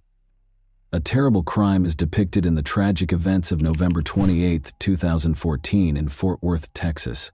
An apartment complex resident named Ashley Ann Harris, 31, was the target of a vicious and premeditated attack. The events that transpired on that fateful day raised troubling doubts regarding the motivation behind this barbaric deed. The incident started when a worried apartment complex resident called 911 on December 12th. Having called Day 1 on a telephone, she called Day 209. Emergency personnel hurried to the scene after they reported a fire in one of the units. The fact that this incident would turn into a murder investigation was unknown to them. The apartment was occupied by Ashley Ann Harris when it caught fire. Nobody was able to verify at first whether Ashley was in the burning apartment. Firefighters fought the fire with courage and were able to contain it. The terrible truth was revealed only after the fire was extinguished. Since Ashley had been in her apartment the entire time, police concluded that the fire was not an accident because of Ashley's body. Ashley had been severely beaten, as evidenced by the pool of blood surrounding her lifeless body. Her ankles suffered the same fate as her hands, which were brutally bound with duct tape, leaving her helpless. There were more indications of violence. Her body was scarred by burns, and she had endured the pain of strangulation. Moreover, her throat had been brutally cut, adding to the horror. As the investigation progressed, it became evident that this was a carefully thought out and horrifyingly carried out murder, rather than merely a tragic accident or an isolated act of violence. After committing this horrible crime, the evidence suggested that someone had purposefully set the apartment on fire. The offender had also sprayed rubbing alcohol on Ashley's bed and other parts of her apartment, seemingly in an effort to cover up any evidence of their actions. But the horrific reality had not been hidden by the fire. The case's apparent lack of motivation was one confusing feature. Since Ashley's keys were the only item missing from her apartment, investigators were left wondering, what could motivate someone to attack an innocent woman in such a vicious and heartless manner?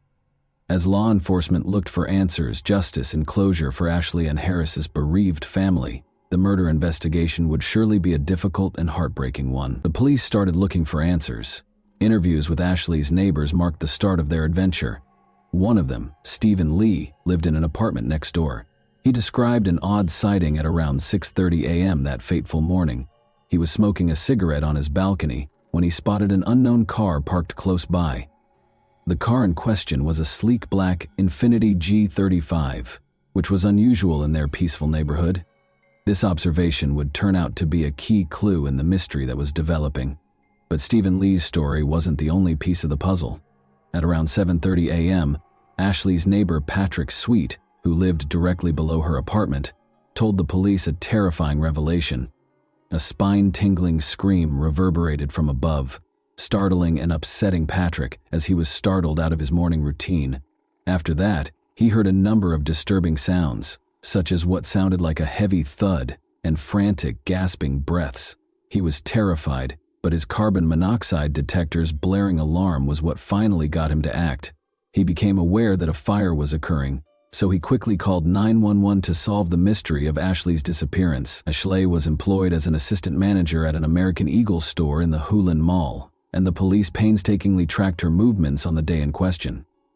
Their investigation revealed that she had eaten dinner in one of the apartments in their complex on Thanksgiving Day with her close friend Alexis Torres and a group of acquaintances. After dinner, Ashley went to work. The Black Friday sales craze during Ashley's work shift made for a long and exhausting evening. Alexis kindly volunteered to watch Ashley's cherished dog, Nala. Ashley is back at home. Was marked by the early morning. At approximately 3:15 a.m., Alexis visited briefly before leaving after 4 a.m. The timeline started to become crucial to the investigation at this point. According to the police, Ashley died suddenly between 4:15 and 7:30 in the morning. Because of this crucial period, the authorities were keen to find and talk to the owner of the enigmatic black Infiniti G35 in order to provide insight into what happened during those hours. After discovering the black Infiniti G35, the police made the decision to interrogate Alexis, Ashley's friend. She said she didn't know who owned the car. They are intrigued, though, by a tip from Christopher Chris Cravey, Ashley's boss. He told the police that he knew a woman named Carol Cervantes, who was a driver of one of these vehicles. The plot twist was that Carter had been fired in August after having previously worked at Ashley Leah's American Eagle store. The police began monitoring Carter's home after obtaining this lead. The following Saturday morning at 8 a.m., their patience paid off when they saw Carter leave her apartment and get into her Infiniti G35 with a man. After that, the man drove her to Hulen Mall, where he parked after dropping her off at the entrance. When the police came to question him, they found that he was actually Clarence, Carter's boyfriend. David Mallory, who used to work at the same American Eagle store, became suspicious when Clarence was unable to provide his driver's license when asked, which resulted in his arrest. Officers observed some odd details about him while he was at the police station. The plastic price tag fastener was still on his brand new ski mask, which showed no signs of wear. In addition, his lower lip, which was visibly swollen even after Clarence was arrested, looked like a recent injury. Despite being seen entering the mall, Carter was never seen again.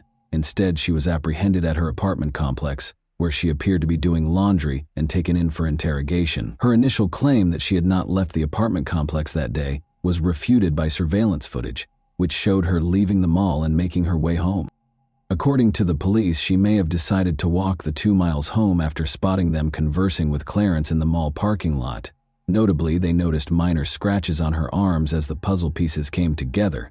The police had to determine whether Carter and Clarence were involved in Ashley's terrible death, and if so, what the motivation was for the gruesome events that had taken place. A troubling picture of the circumstances leading up to Ashley's untimely death was painted by additional evidence that surfaced. An important turning point in the investigation was when Ashley's missing keys were found, since it turned out that they also provided access to the American Eagle store where she worked. Given that Ashley's keys could open the store safe, the police concluded that Carter and Clarence had planned Ashley's murder. Stealing what they thought was tens of thousands of dollars, presumably amassed from Black Friday sales, seemed to be the crux of their evil scheme. Armed with Ashley's keys, they carried out their plan on a fateful Saturday morning, but when they got to the store, they ran into an unforeseen problem. Their attempt at robbery was foiled by the fact that the locks had already been changed. Additional incriminating evidence was discovered during the search of Carter and Clarence's apartment. They discovered a taser box, a plastic tub with bungee cords and a rope, a lock in a kitchen drawer, and some discarded duct tape. They also found a broken deadbolt lock, 2 more locks that looked like they were used for practice and were marked as lock-picking practice locks, and the black Infiniti G35, a key vehicle in the investigation, which also had sinister secrets inside. They found a plastic bag inside a black garbage bag, a sharpening stone that was probably used for a knife, a 9mm cartridge, a cell phone, a walkie-talkie, and a sheathed buck knife. Notably, they also discovered a kitchen knife, an unopened tarp, and a toboggan with a hole cut in it. The finding was perhaps the most concerning. 3 of a loaded Glock 19 concealed beneath the driver's seat with a bullet in the chamber. The disturbing picture of Carter and Clarence's role in Ashley's murder was painted by these strong pieces of evidence. The state decided not to pursue the death penalty after both defendants were charged with capital murder. Instead, it sought life in prison without the possibility of release for both of them. Carter and Clarence upheld their not guilty pleas in spite of the overwhelming evidence against them, paving the way for a torturous court battle that would ultimately decide their fate. Although the prosecution gave both defendants a largely consistent story, the court cases of Carter, Carol Cervantes, and Clarence, David Mallory, developed independently. But after Carter's case was heard, attention turned to proving that she was the alleged mastermind of the crime. The prosecution believed that Carter and Clarence had several reasons for wanting to hurt Ashlia. First, they thought the two wanted Ashlia's keys, which would allow them to enter the store safe and the large amount of money they assumed was kept there, especially after the Black Friday sales. The prosecution also claimed that Carter and Clarence wanted to exact revenge on Ashley. An additional layer of personal animosity was introduced into the situation when they blamed her for their dismissal. The court proceedings explored the individuals' personal histories. In June 2014, Ashley took over as store manager while her boss, Chris, was on medical leave. An important part of the operation had been played by Carter, the store's assistant manager. Notably, on August 24, 2014, she had also employed Clarence, her boyfriend, to work with her at the same place. A sizable amount of $18,000 inexplicably vanished from the American Eagle store's safe. When Ashlia, who was in charge of locking the store that evening, noticed that the back door had been left open, suspicion was cast on Carter. Clarence was identified in surveillance footage as the person who had broken into the safe and stolen the cash. This finding signaled the start of a series of events that would ultimately result in a tragic conclusion. Chris, Ashlia's boss, didn't find out that Carter had employed Clarence until after the theft. It was shocking to learn that Clarence had a history with the American Eagle brand, having worked at an Amarillo store. However, his record in the American Eagle system was marked as non-rehirable, meaning he should not be employed at any American Eagle location. Chris revealed something shocking. In order to evade detection and get around any warning signs, Carter had changed Clarence's name and social security number in the system and manipulated his personnel file. This information implied a troubling degree of Carter and Clarence's collusion. It became clear as hostilities increased that Carter and Clarence had been plotting Ashley's kidnapping and key retrieval. Images of Ashley's apartment, her apartment door, and her car were among the incriminating evidence found on their cell phones. On their cell phones, police also found latitude and longitude coordinates. The terrifying story was further enhanced by Detective Cedillo's testimony, which disclosed that one of Clarence's texts included coordinates that, when entered into Google Earth, identified a location close to Lufkin, Texas. Detective Cedillo discovered a terrifying hole at this location that was 6 feet long, 2.5 feet wide, and 3 feet deep. It looked grimly like a grave for a human. The prosecution argued that the original plan was to kidnap Ashlia, threaten her with a pistol, and then kill her somewhere else. But when Ashley refused to let them into her apartment, their plans took a sinister turn, and she tragically died there. More disturbing evidence surfaced. 2 shovels, a box of plastic sheeting, and a box of Craftsman sockets were found by police when they searched Clarence's Cadillac, indicating a sinister and planned motive. These disclosures presented an unsettling image of a well-thought-out crime in which Carter and Clarence were purportedly driven by retaliation as well as financial gain. As the trial went on, the prosecution called witnesses who provided more insight into the terrible circumstances surrounding Ashlia's passing. Jeff Kaiser, Ashley's close friend and neighbor, was one such witness. Jeff described the terrifying morning when he was startled awake by the sound of fire alarms, recognizing that Ashley's apartment was in danger, and he acted quickly after noticing her car was still parked outside. He hurried upstairs without thinking and kicked down Ashley's apartment door with courage. When Jeff walked in, he saw a chaotic scene. The apartment was filled with smoke, and the sprinkler system sprayed water, making the place dangerous and confusing.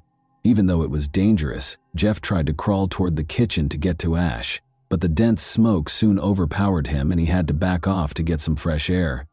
Unfazed, he made 2 more heroic attempts, but the smoke was too thick to handle. Luckily, Rescue efforts were taken over by firefighters who had already arrived on the scene. Arson investigator Wallace E. Hood Jr. offered crucial information about the fire's cause.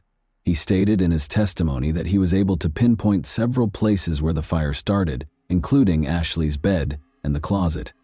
One particularly unsettling discovery was the smoke detector's purposeful removal and hiding under the mattress. These discoveries suggested a malevolent and deliberate act meant to hide the fire and make Ashley's chances of surviving even more difficult.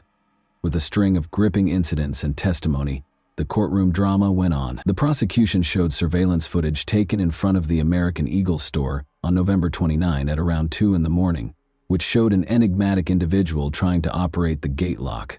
The prosecution claimed it was Carter, but the person's face was hidden. The altered locks made it impossible for them to unlock and raise the gate, despite their obvious attempts. This implied that Carter might have had plans involving the crime or the store. Unaware that the police were observing them, Carter and Clarence returned to the mall at 8 a.m. that same day, the court was informed. Given the previous unsuccessful attempt to enter the store, this raised concerns about their intentions and behavior. In the parking lot of the mall, Clarence was taken into custody. He told the police that Carter had gone inside to get some documents. Carter was not present in the mall when the police searched it, though. Suspicions regarding her movements and activities were raised when she was eventually found at her apartment complex. Important details regarding Ashley's injuries were supplied by Dr. Richard Fries, a deputy medical examiner at the Tarrant County Medical Examiner's Office. The extent of her physical trauma was graphically depicted by the autopsy. Among Ashley's many wounds were cuts to her cheek, scalp, and left side of her face.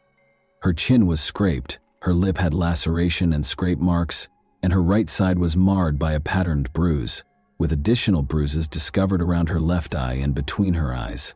The most unsettling finding was probably a star-shaped cut behind her left ear with a bruise surrounding it, which the medical examiner determined was the result of a pistol blow. The testimony described Ashley's experience in a distressing way, implying that she had been beaten viciously and savagely. Ashley sustained multiple wounds, including a knife wound to her neck, bruising and abrasions to her right arm, chest, and neck. Ashley suffered multiple blows to her face, according to testimony from Dr. Fries, a witness in the case. Additionally, he mentioned that Ashley's eyes had patachi, which suggested that she might have been strangled or suffocated. Dr. Fries clarified that a fractured cricoid, a neck cartilage, is more frequently linked to severe force or auto accidents and is rarely observed in asphyxia or strangulation cases. Ashley's death was ruled a homicide after he determined that she died from asphyxia and blunt force trauma to her head and neck. Carter's trial was surrounded by a compelling and heartbreaking courtroom drama. The foundation of her defense was the claim that she was not responsible for Ashley's untimely death. She bravely removed the layers of fear and manipulation that had surrounded her life by taking the stand to testify in her own defense. Carter's testimony portrayed Clarence as a domineering and dangerous man, painting an unsettling picture of their relationship. She disclosed that he had a terrifying amount of control over her day-to-day activities, including deciding when she was allowed to eat and drink, as she admitted to trying to rob the American Eagle store. The entire courtroom listened intently, but she maintained that Clarence's threatening words were what forced her to commit this crime. She told of the terrifying time he pulled out a gun and gave her the order to steal. To make matters worse for her, he claimed that if she refused to accept the money, a dangerous threat would be waiting outside her parents' house, threatening their lives. Carter's story took a darker turn when she described a horrific experience in which she was raped by 2 unidentified men. She claimed that Clarence himself had allowed these attackers to enter her apartment, and she had to endure the unspeakable cruelty of their acts. Carter adamantly insisted that Ashley was innocent on the fateful night of her murder. She testified that she was asleep in her bed and did not know where Clarence was at the time. She strongly denied any role in Ashley's death and firmly stated that she was not involved in the tragic incident. In a remarkably quick decision that took only 2 hours, the jury remained skeptical despite Carter's compelling testimony and returned a guilty verdict. Carter was given a life sentence without the chance of release as a result. That was not the end of the case. Clarence also appeared in court, arguing that he was innocent of Ashley's murder, but the same lack of response was given to his claims. He was sentenced to life in prison without the possibility of parole, just like Carter. after the jury, clearly unimpressed by his claims, found him guilty as charged. And that wraps up today's chilling story. If you enjoyed this video, don't forget to like and subscribe so you never miss a new upload. Also, let me know in the comments what part of this story shocked you the most. Thank you for watching, and I'll see you in the next video.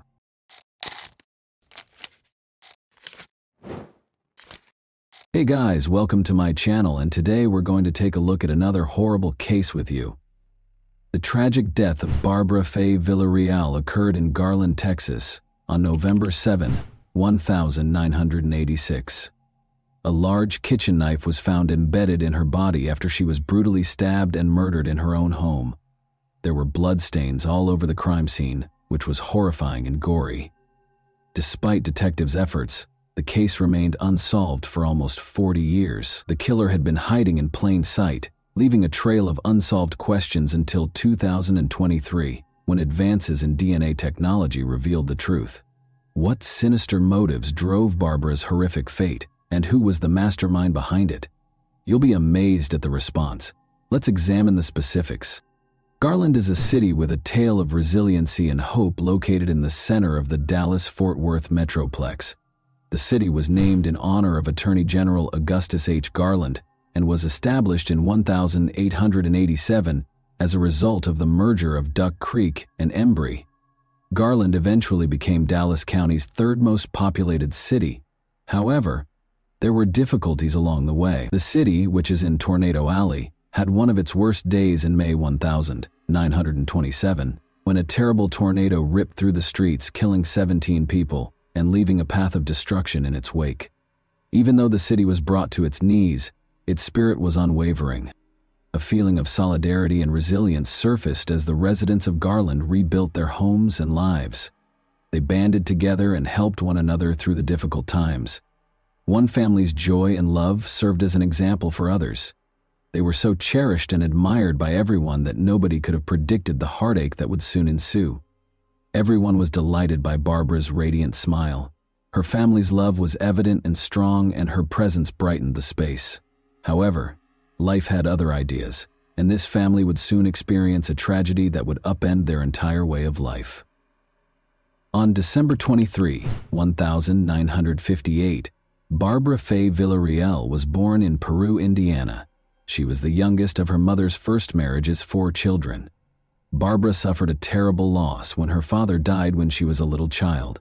The family circle grew after her mother remarried and had 2 more children.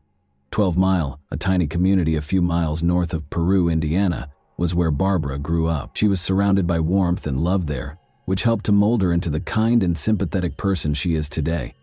Her early years were characterized by adventure, laughter, and a strong sense of familial values. She loved the little things, like swimming in the local lake and riding her bike to her grandparents' corner store to buy candy.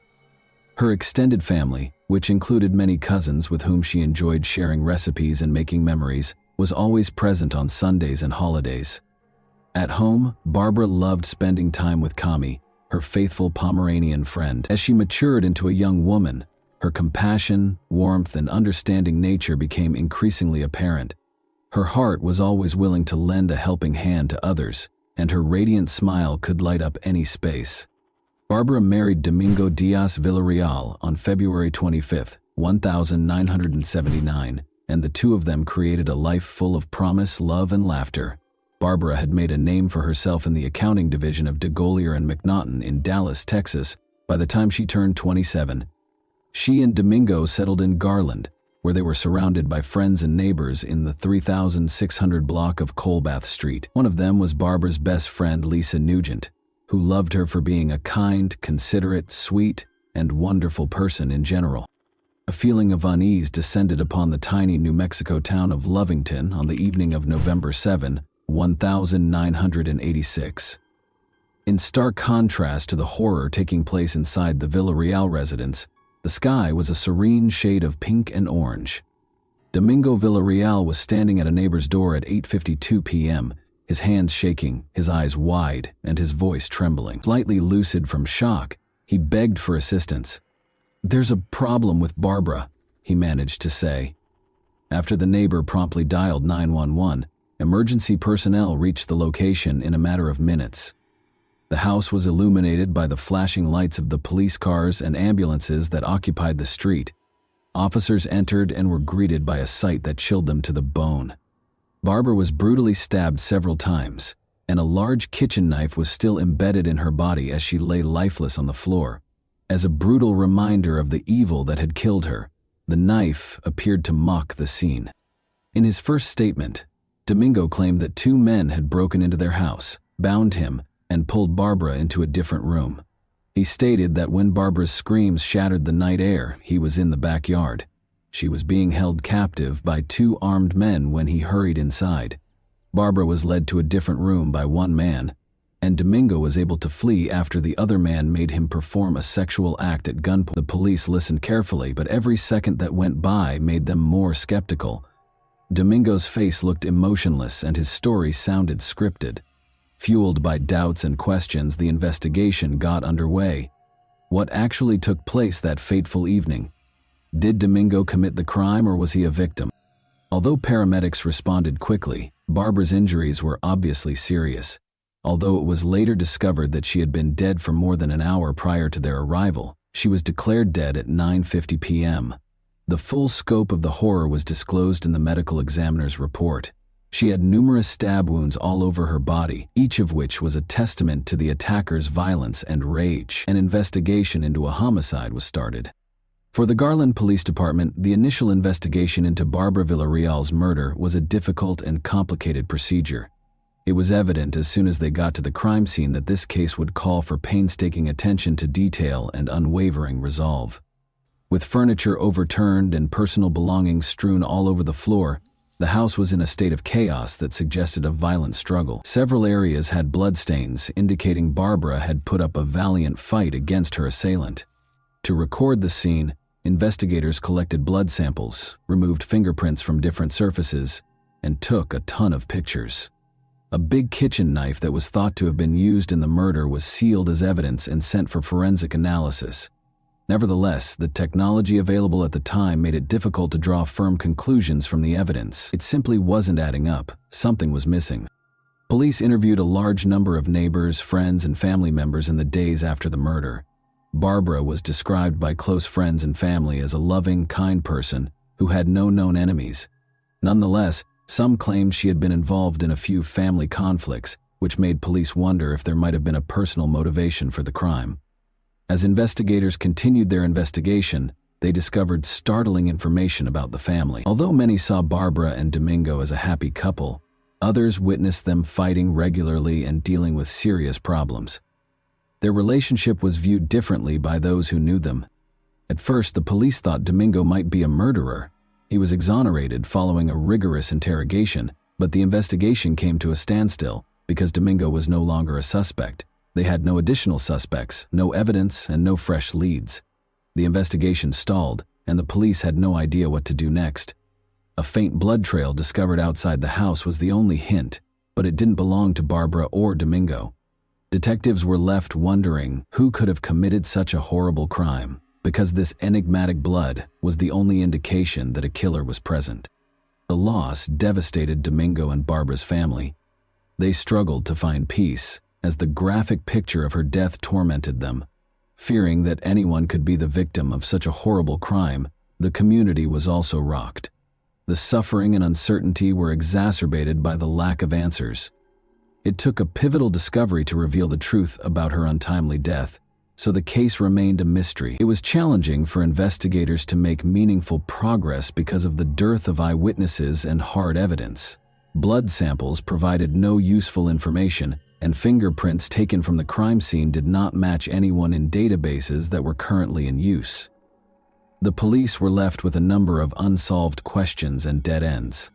The case started to lose steam as the weeks stretched into months. The investigation's initial enthusiasm faded, and it encountered many difficulties. Despite their continued cooperation with the police and their intense desire for answers, Barbara's family's optimism for a speedy resolution started to fade.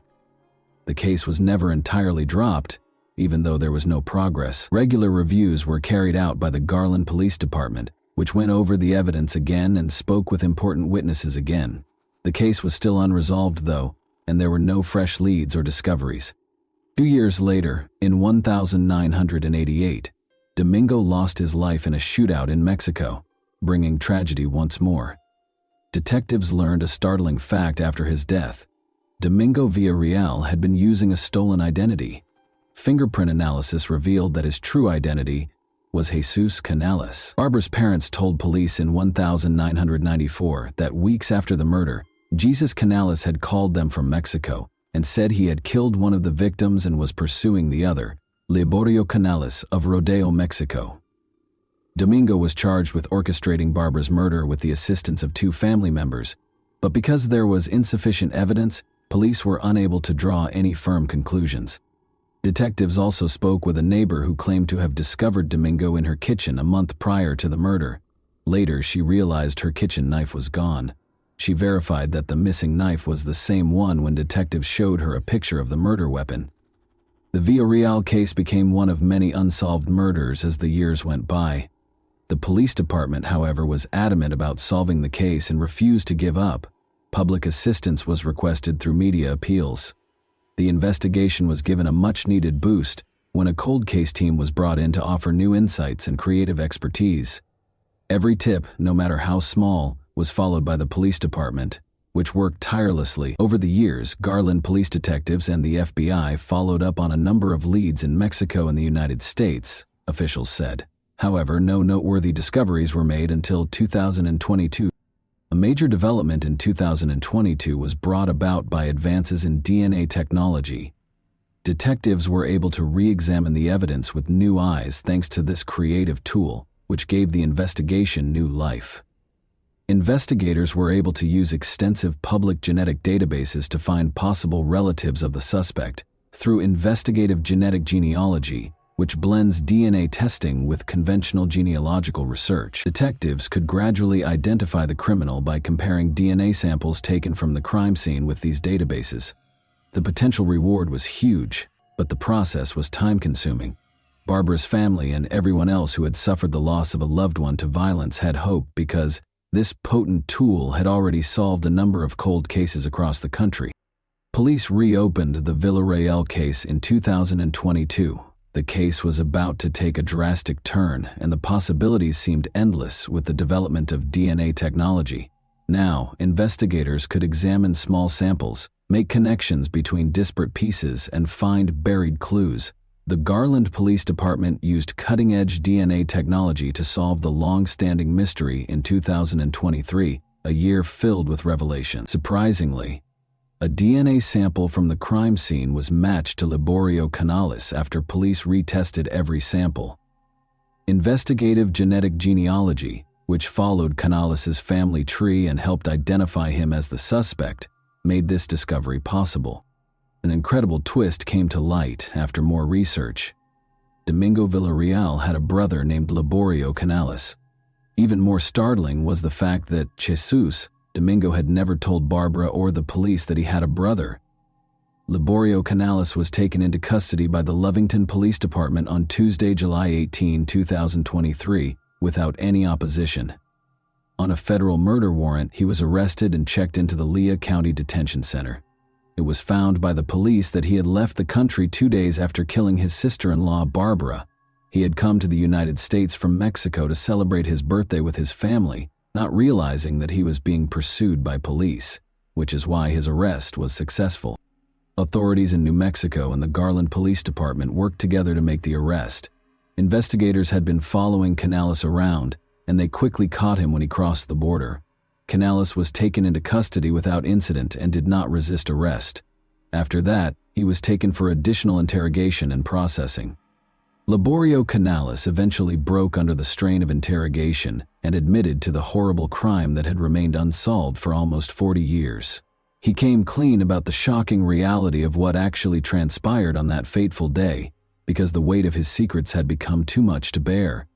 Canales claims that a family argument that had gotten out of hand was the driving force behind Barbara's heinous murder. Even though the specifics of the conflict are still unknown, it is clear that tension had been rising for a while before a tragic altercation. Authorities were able to assemble the evidence and create a compelling case against Canales thanks to his confession. Later, he was accused of killing Barbara. The legal proceedings proceeded swiftly because of his advanced age and the overwhelming evidence against him. Canales would ultimately be held accountable for his deeds, providing Barbara's family with closure and the community with justice. Given the seriousness of the accusations, the judge set Canales' bond at $1 million. After being deported to Texas, Canales was subjected to additional legal proceedings. An important first step toward taking responsibility for his actions was his booking into the Dallas County Jail on August 18. Canales received a 20-year prison sentence after his extradition and booking. This sentence probably means he will be incarcerated for the rest of his life because of his advanced age. After waiting for justice for almost 40 years, Barbara's family felt a sense of closure after the sentencing. The case demonstrated how crucial cold case units are and how DNA technology can be used to solve even the most difficult cases. It also gave families of other unsolved crimes hope. According to Barbara's mother, the way the Villarreal case was resolved had a big influence on how investigations were conducted. The Barbara Villarreal case serves as an example of the effectiveness of tenacity and creativity in criminal investigations.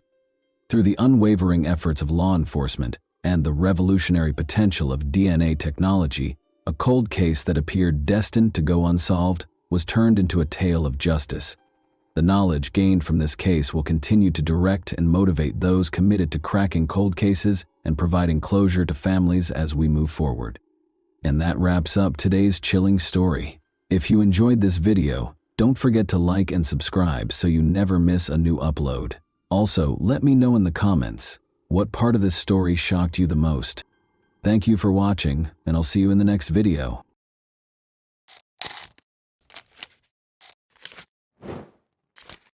Hey guys, welcome to my channel, and today we're going to take a look at another horrible case with you. We'll talk about what happened in Everett, Washington, on September 20, 2017 at 1:55 a.m., when multiple people called 911 after hearing loud explosions as soon as the police showed up. They discovered a horrifying image on the doorstep 10 minutes later. Directly outside the door was Alicia Canales McGuire, 24. Sadly, she had already passed away. Thanks to CCTV footage and social media, investigators were able to solve this tragic case. Alicia was born on October 29, 1992, in Mount Vernon, Washington, to Manuel and Michelle Canales.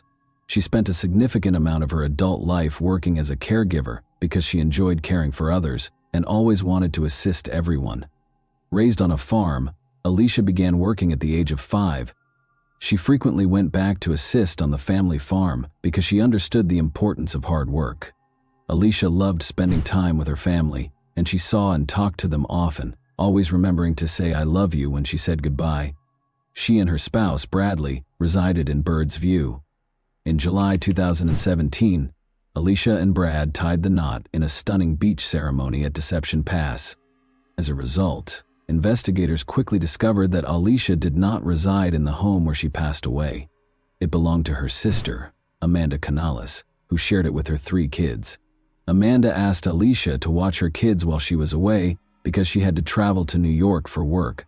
Alicia was glad to assist because she loved her nephew and nieces. 2 months prior, she had tied the knot and was eager to begin a family of her own. One of the people who called 911 was the stay-in nanny who was in the house with her. When she went downstairs after hearing gunshots, she discovered Alicia motionless and lying at the front door. When the police officers got to the scene, they looked at the house first. They had to see if the criminal was inside. They made sure that the only people in the house were Amanda's kids and the nanny. By closely inspecting everything, the police began searching for evidence after the terrified kids were removed from the house. The house had a car parked in front of it. Beside it were shell casings. It indicated that the person who shot Alicia was standing close to the vehicle, just in front of the front door. The door frame was struck by several bullets. Just outside the door, Alicia was lying face down. It did not appear to be a robbery. The house was not a mess. Furthermore, it appeared that the criminal had not even gone inside the house. However, why and by whom would someone wish to kill Alicia? The detectives suspected that it was a case of mistaken identity after learning that it was her sister's home. The investigators questioned Amanda, who may have been the target, but she was in New York when the nanny, who was also present in the house when the crime was committed, relaxed. They inquired as to whether she knew who would want to harm her or if she saw the person who shot Alicia. The nanny claimed that when she heard gunfire, she was upstairs. She noticed that Alicia was motionless and face down on the floor when she looked down. She called 911 because she was afraid and didn't see the person who had shot Alicia, the nanny.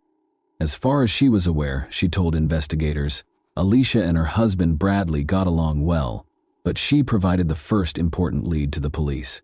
According to her, there were issues between Amanda, Alicia's sister, and her former spouse, Kevin Lewis. The detectives discovered from looking through the local sheriff's office reports that this was not the first time the police had been called to this address. Every incident had something to do with family disputes between Amanda and Kevin Lewis. The detectives were therefore intrigued by this version. Kevin Lewis lived in a different area of Everett, so they located his home address and went there before dawn to speak with him. It was dark in his home. During the conversation, Kevin answered the door when they knocked. "Talk to Lewis." "She should be home," he said in response to the officer's question about his ex-wife's whereabouts. He appeared to have just awoken. He was asked to tell the detectives where he had slept. He claimed that his mother and sister could verify that he had spent the entire night at home. When the detectives told him that there had been a shooting in the home where his children lived, he didn't inquire as to why they were there. It was odd that he didn't show any emotion.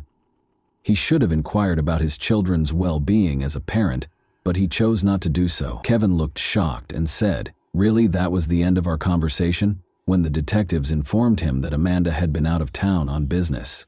While strolling down the street, the detectives noticed that 2 nearby homes had security cameras that they could use to verify Kevin Lewis's story.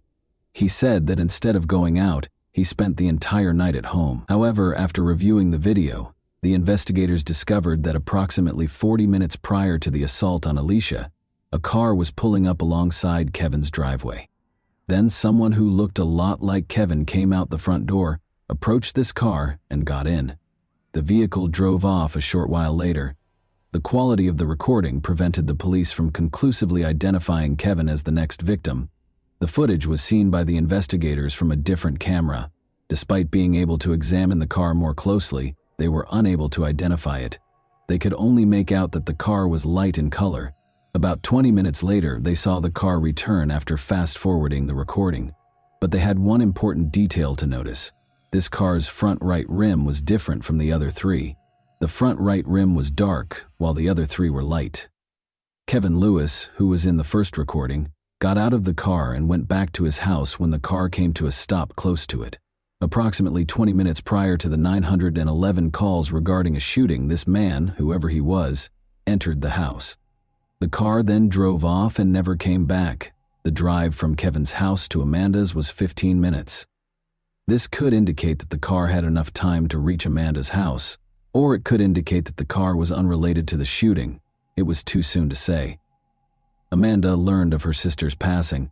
She was in New York a few hours later when their father called to inform them that Alicia had passed away. Alicia married, was content, and hoped to start a family of her own, but now her family had to grieve for her. Amanda said she had no doubt that her ex-husband Kevin was the one who shot Alicia when the investigators asked her if she believed he could have done it. Amanda Canales wasn't prepared to publicly acknowledge how toxic her relationship with her ex had been, even after her 8-year marriage ended. Despite having 3 young children, 2 girls and a boy, and spending 10 years with Kevin Lewis, Amanda had been extremely unhappy and continued to live in fear of him even after their June 2017 divorce. Amanda had been bruised by Lewis's previous physical abuse, and even after they had parted ways, he continued to threaten her. Amanda was granted full custody of their children in August 2017. Lewis was ordered to pay $800 a month in lieu of child support. For Amanda, it was a new beginning. As a single mother, she was grateful for the support she received from her family and concentrated on her home in Everett, Washington. Amanda was threatened by Kevin. He threatened to kill her. He had the training because he had served in the military. Although her sister passed away, Amanda thought she was the one who had been attacked.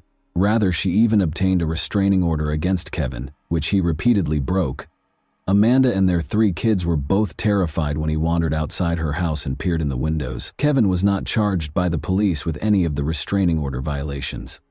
Amanda was returning home late at night and parked in the driveway next to her house when she was brutally beaten as she got out of her car a few weeks prior to her sister's death. Someone attacked her as soon as she opened her car door. She didn't have time to see the attacker's face because everything happened so quickly, but given everything, she was certain that Kevin Lewis, 30, was responsible for Alicia Canales McGuire's death. The investigators thought he was planning to kill his ex-wife. At the time, Kevin was unaware that she was in New York. He was unaware that Alicia had been asked by Amanda to watch her kids while she was away. Today, though, this version contained an error. Kevin would have been at his house when the shooting occurred, if the man in the video was indeed him. He was also given an alibi by his mother and sister. As a result, the police kept looking into the incident and took into account various theories. After going back to Amanda's house to take another look at everything and analyzing the bullet trajectory, experts came to the conclusion that Alicia was shot while the door was partially open and that the shooter fired at least 7 shots that entered the house from the outside. According to the evidence found at the scene, someone fired a shot while standing next to the garage, then proceeded to the house's door and fired once more inside. Multiple gunshot wounds to the head and torso were determined by the medical examiner to be the cause of Alicia's death. She was hit by 5 shots. There were gunpowder stippling injuries in 2 of the wounds. The last 2 gunshot wounds to the head were most likely the last 2 wounds administered, according to the medical examiner, who testified that he was unable to ascertain the order of the 5 shots. The 7 shell casings discovered at the crime scene were fired from the same firearm, the experts concluded. Alicia was shot at close range, resulting in head injuries. After examining this version, the investigators were unable to locate any proof to support this. Due to the rarity of this particular brand of shell casings, the police were also interested in the ones discovered at the crime scene. These casings were produced in Russia and sold under the Tulimo name. The investigators hoped to identify the seller of these cartridges and possibly the buyer because the brand was not very popular. The investigators found that this brand of cartridges was sold by Walmart. The crime scene was close to one of these shops. Walmart representatives informed the detectives that they had CCTV footage showing a man paying for 9mm Tulimo cartridges that he had recently purchased. The detectives went straight to Walmart to view the video. They thought Kevin Lewis might be the buyer when they made the recording on September 18, 2 days before Alicia passed away, but they were mistaken. The police now knew the identity of the man in the video, who wasn't Kevin, because he used a credit card to make the purchase. When the investigators looked into this man, they discovered no relationship to the nanny, Alicia Amanda, or Kevin Lewis. They now had to find fresh evidence. The investigators looked through every version that was available at the time before turning to Amanda for fresh details about Kevin. They had a good relationship at first, she said. Kevin was restrained in his behavior during the honeymoon. She didn't anticipate that he would start hitting her and grow more hostile over time. After their relationship ended, Amanda was granted full custody of the children, a restraining order was issued, and they got divorced. However, a distraught Amanda was aware that Alicia wasn't supposed to be killed in the shooting and thought it was a case of mistaken identity. She told police that Lewis had somehow planned the attack and that Kevin was home when it happened. The footage from the night of Alicia's death has been examined by the investigators once more. They saw something now that they had never seen before. The man who left his house, Kevin, can be seen approaching the car and settling into the back seat behind the driver in this grainy video. Why, though, did he not take the front passenger seat? As the investigators searched for a solution, they came to the conclusion that someone else was already occupying the front passenger seat. As a result, by the time the car arrived at Kevin Lewis's house, there were most likely 2 people inside, which may have been the reason he had to take the back seat. There was insufficient evidence for the police to connect Kevin to Alicia's demise. But after gathering proof of Kevin's assaults on his ex-wife Amanda, they detained him in November 2018 and gave him a 3-year prison sentence. In the meantime, Alicia's case was still unresolved over a year after her death. The only break in this case came in 2019 when a woman with crucial information called the police station. A girl from nearby Spokane who had attended a party and boasted about being hired to kill someone on York Road, the street where Alicia was shot, was the source of the detective's tip. Given that Spokane was roughly 5 hours away from Everett, the police were unsure of what to believe. According to the caller, she was at a party when a young woman walked in. Angelica is who she is. The latter boasted about her involvement in the crime with her boyfriend. This woman claims that Angelica stated that a person died as a result of being shot in the head. They were hired to shoot from around the corner by the children's father. Additionally, according to Angelica, they killed the wrong person. A case of mistaken identity was involved in the incident. The specifics of this case have never been made public by the police. Alicia's head injury was only known to the investigators and her family. Angelica's knowledge of numerous details about the crime piqued the police's interest as they searched for her. Her true name, Alexis Hale, was discovered by the investigators. On her social media, they discovered pictures of her brandishing a 9mm handgun. It might have been the crime's weapon. Additionally, there were multiple videos with a man in the background. It was Jaredon Phelps, Alexis's boyfriend. Alexis Hale shared a video taken through a car's windshield that examined the road signs the night before Alicia passed away. The investigators were able to pinpoint the precise location of the car at that time, which was roughly 10 minutes away from Kevin Lewis's home. A few hours after Alicia's passing, Jaredon Phelps boasted about a wad of cash in the video below. One of the 5 comments that the investigators saw on Phelps's social media photo was from his aunt. They identified his aunt as Kevin Lewis's mother after clicking on her social media profile. As it happened, Kevin's cousin was Jaredon Phelps. The police had good reason to make an arrest. Alexis Hale was the first to be placed in handcuffs. She screamed and claimed that because she was only 17 years old, the police were unable to arrest her. She demanded a lawyer because she understood why she had been arrested. Jaredon Phelps was taken into custody by the police in a different area of the city at the same time. Phelps and Hale had driven from Spokane to Everett to carry out the shooting, according to the investigators' phone records. Additionally, early on September 20, Lewis's neighbor's security footage captured someone getting into a car. At 1:13 a.m. EM, the man in the white top departed, and at 1:37 a.m. he returned. Following Alicia's passing, Lewis was wearing a white top when the police visited him. Alexis kept everything from the investigators.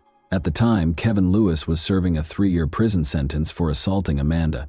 As a result, the researchers were hoping that Phelps would provide some information. The investigators suspected it was Kevin Lewis, and now the police had a confession and the name of the man who hired Hale and Phelps.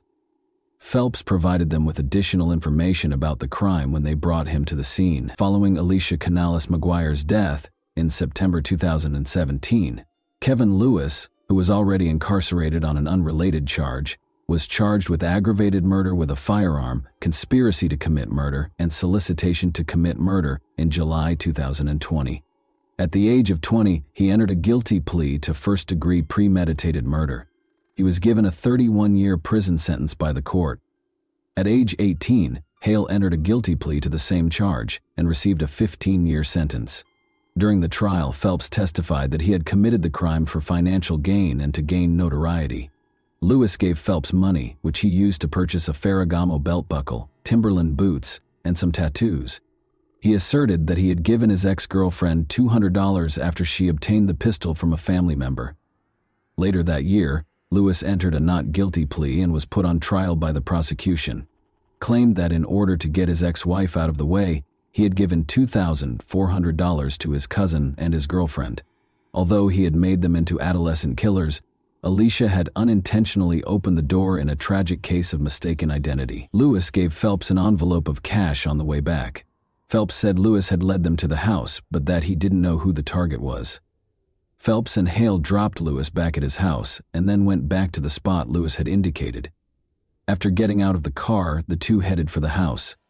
Hale went to knock on the front door and Phelps stopped beside the garage.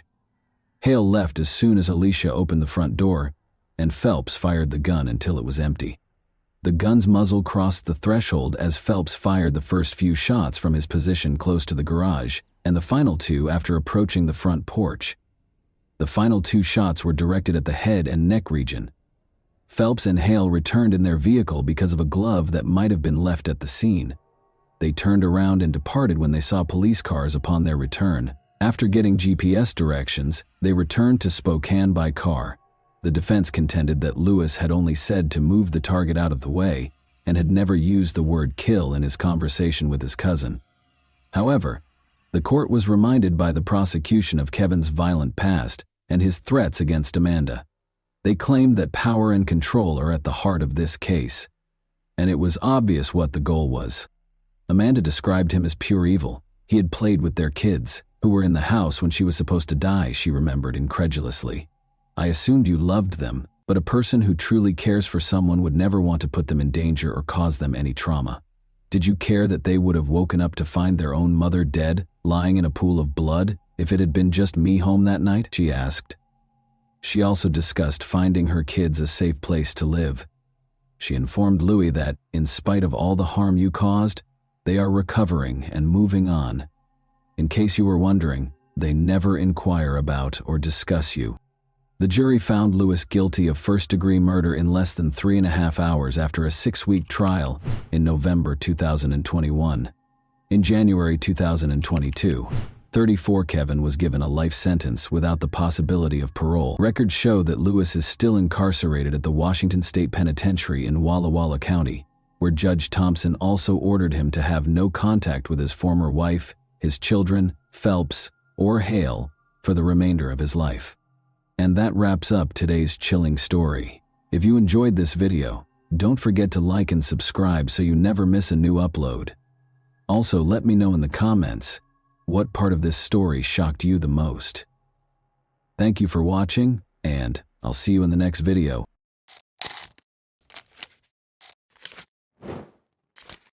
Hey guys, welcome to my channel, and today we're going to take a look at another horrible case with you. Brigitta Unto was close to passing away when she got to the emergency room. Despite the fact that her vital signs were rapidly declining, doctors were unable to identify any indications of infection or injury. Together, the police, FBI agents, and medical experts were able to solve the medical mystery and unearth a horrifyingly creative crime. The medical staff at a hospital in San Diego, California, waited for Brigitta, a 28-year-old patient, to arrive on March 5, 2018. An ambulance was taking her from the office of her family physician. Brigitta had called her mother Olga that day to complain of feeling ill. Brigitta's legs shook with agonizing pain, and she could hardly breathe, as Olga fought to get her into the car. The family doctor only needed to glance at the once vibrant and healthy young woman to realize that Brigitta was in serious trouble and that there was nothing he could do to help. In order to transport her to the hospital, he called an ambulance. The medics in the emergency room were also concerned because they thought they might not be able to stabilize her condition, and Brigitta was in excruciating pain, had no feeling in her hands or feet, could hardly see, and could hardly speak. The most perplexing symptom, however, was the clumping of her once beautiful chestnut hair. Immediately after starting their work, the doctors concluded that she had no visible signs of trauma, including no wounds, bruises, or infection. Her illness had an internal cause. According to Brigitta's mother, her daughter had been experiencing severe pain, exhaustion, and unexpected bouts of nausea for a number of months. She would spend days in bed because the symptoms would come on suddenly and without warning. It was difficult for Brigitta to care for herself, much less her husband and young son. She sought advice from several experts, but none of them could figure out what was wrong with her. There was no known illness that matched her symptoms. She was even told by one doctor that her condition was how critical days manifest. Ultimately, the doctors determined that stress was the cause and gave her tranquilizers. But her health deteriorated. The emergency department's medical staff recognized that she was in danger of dying within days if they didn't find out what was wrong with her quickly. Brigitta was raised in California, a short distance from the Mexican border. Her mother looked after their two daughters, Brigitta and her younger sister, Olga, while her father worked at customs between Mexico and the United States. The girls were raised in a loving and supportive household. Brigitta thrived academically while attending a Catholic school with joy. According to her friends, she was the sweetest and most amiable girl they had ever met. Running was Brigitta's passion, and she even represented her school in competitions. She met Race Remington Unto, her future husband, while running. Although Race went to a different school, they met in high school and shared a love of sports.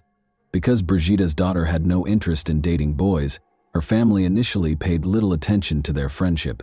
She spent most of her time studying and playing sports, but over time, the young couple began dating and became more involved with one another.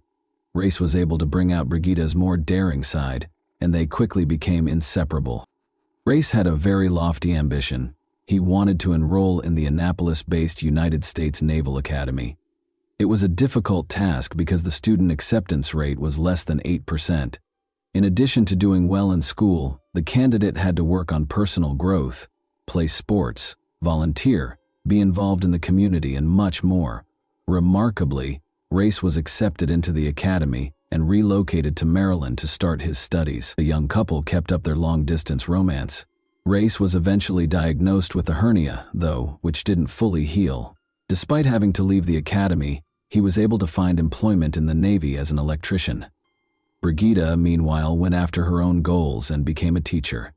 Following 7 years of dating, Brigida, 25, and Race, 24, were married in 2014. They welcomed their son shortly after. Brigida thought that everything in her life was going as planned, and she was completely content. She lived a short distance from her parents, had a wonderful child, and a loving, caring husband. She could never have predicted the extraordinary and agonizing turn her life would soon take, though. Dr. Jeff LaPointe, a certified toxicologist, was one of the emergency department doctors at San Diego Hospital. This was unusual.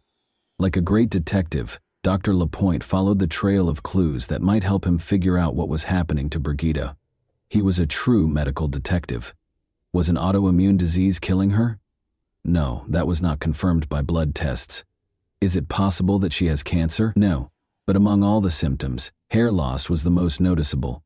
This was a result of treatment rather than the illness. Brigida had been exposed to a toxic chemical, according to all the symptoms. But which one and how?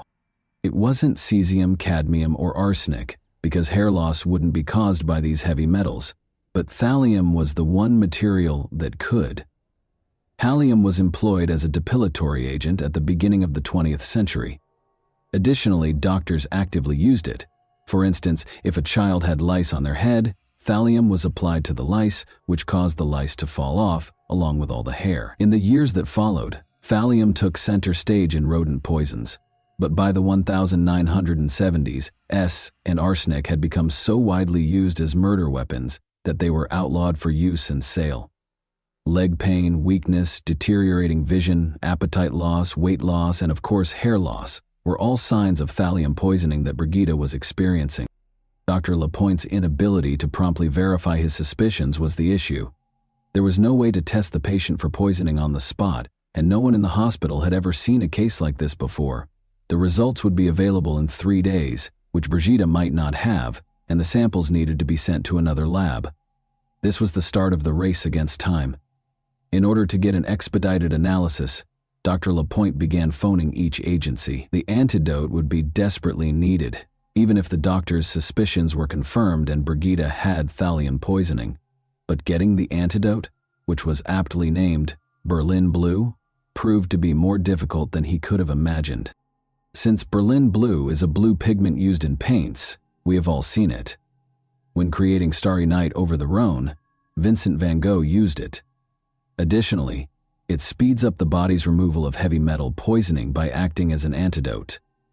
Though blue paint is available at the closest art supply store, it is nearly impossible to find medical-grade Berlin. Despite calling every pharmacy, naval medical officer, and clinic, Dr. LaPointe was only able to locate the antidote at one warehouse, a classified warehouse located in Los Angeles. In the event of a dirty bomb explosion, for example, Berlin Blue can also be used as an antidote to radiation exposure. Therefore, until thallium poisoning was verified in the lab, Dr. LaPointe could not rely on receiving the antidote because the government maintains exacting records of every tube of Berlin Blue in the nation. LaPointe's worst fears were validated when the toxicological analysis of Brigida's case was delivered. Brigida's body contained 1,000 times more thallium than was allowed. To transport the antidote to San Diego, a hospital employee drove through the night. But the doctor was concerned that one antidote might not be enough for such severe poisoning. In order to purify the patient's blood, he recommended dialysis. After a long and agonizing process, Brigida's family and the medical staff were left with nothing to do but wait and pray.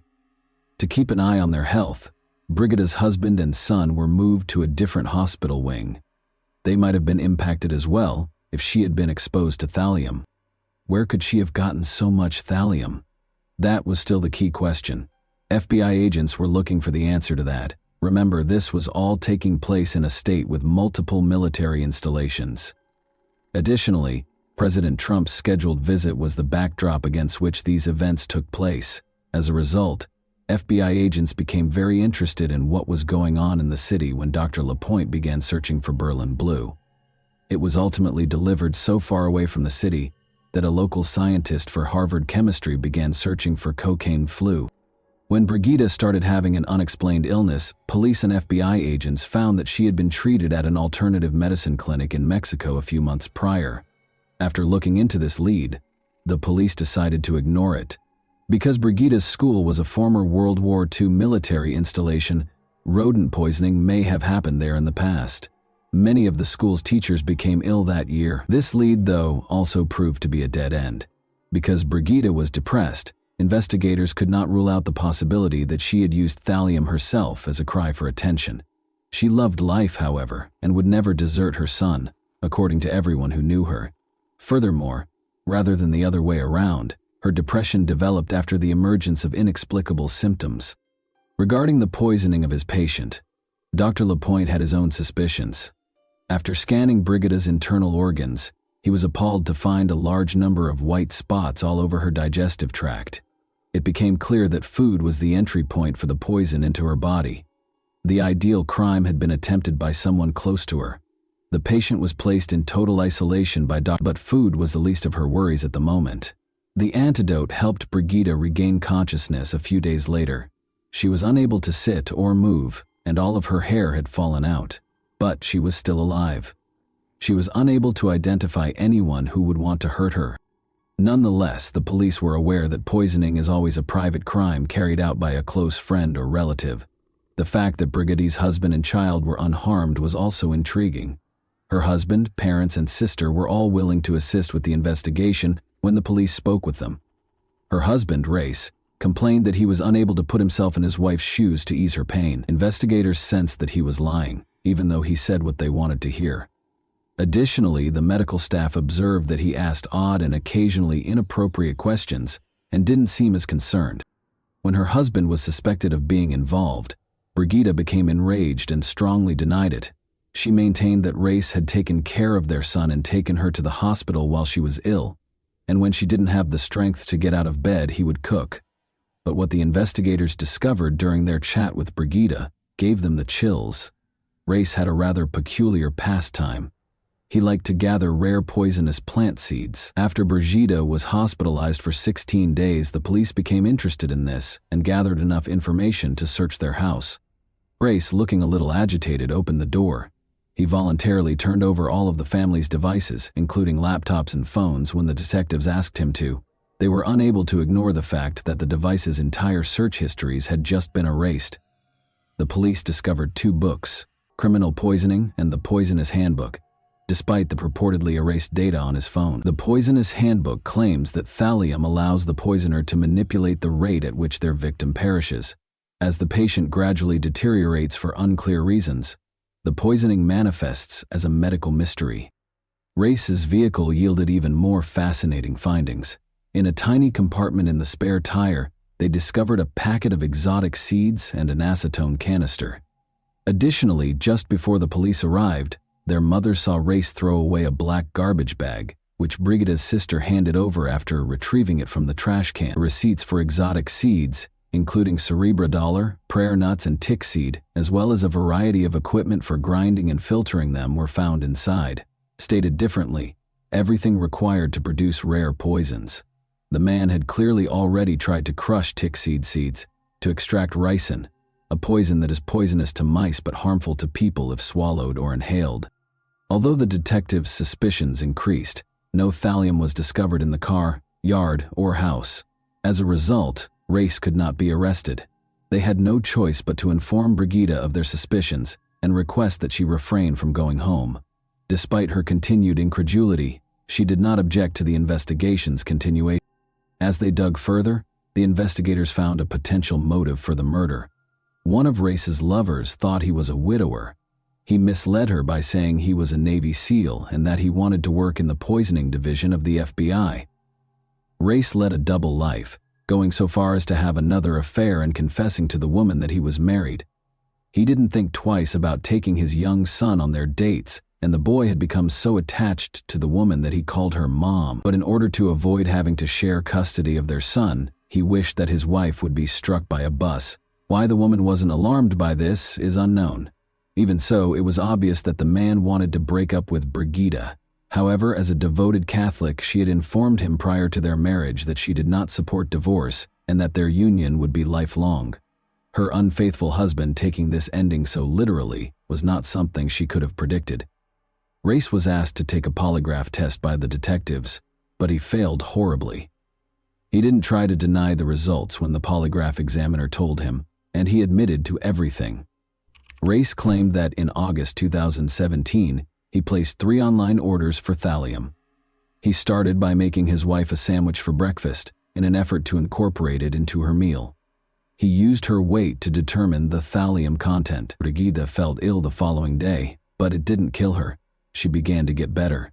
Race increased the amount of thallium in the soup by a small amount in December of that year. Once more, he failed to get the desired result. He concealed the poison in a sandwich once more, in January, and increased the dosage 5-fold. He planned to murder Brigida in a few days. She started to lose her hair, felt awful, and was in terrible pain, but she persisted in fighting for her life. Race confessed and was taken into custody. He entered a guilty plea to 3 attempts to kill his wife 8 months later. His attorney attempted to claim that Race's judgment was impaired due to a spinal injury he sustained while serving in the Navy. This defense, though, was ineffective. He was given 3 life sentences, ranging from 21 years to life, on March 14, 2019. In October 2033, he might be eligible for parole. He will only be incarcerated for 14 years and be released before turning 42, if he is fortunate enough to be successful in his first attempt at freedom. Brigida finally had the opportunity to speak to her husband directly during the trial. She stated, "I wanted to believe that I knew the man I married 3 years ago, the man I had been dating for nearly 10 years. I wanted to believe that he would never harm me. I am horrified by the thought that he could be responsible for attempting to kill me. How could you do this to the mother of your child? Why do you think you have the right to decide that I am not a worthy mother for your son? How could you decide that the way to end our marriage is by slowly killing your wife, watching her suffer for months? I cared for you, and I loved you." Brigida gets cold sweats every time she thinks about the incident. She was lying in bed feeling ill. Her spouse brought her a peanut butter sandwich. Climbing onto the bed, their young son requested a bite. Race yelled at her to stop giving him any right away. Although Brigida is unsure if the sandwich contained thallium, she thinks her son was at least close to getting seriously poisoned. Brigida eventually got a divorce from Race, even though she was reluctant to acknowledge it. She continues to experience nerve damage, leg weakness, and persistent exhaustion. She is slowly getting better, though, and has resumed her job at a special education school. She acknowledges that finding a way to connect with each student is now much simpler for her. Once unable to walk, Brigida is now trying skydiving, running, and living life to the fullest. And that wraps up today's chilling story. If you enjoyed this video, don't forget to like and subscribe so you never miss a new upload. Also, let me know in the comments what part of this story shocked you the most. Thank you for watching, and I'll see you in the next video.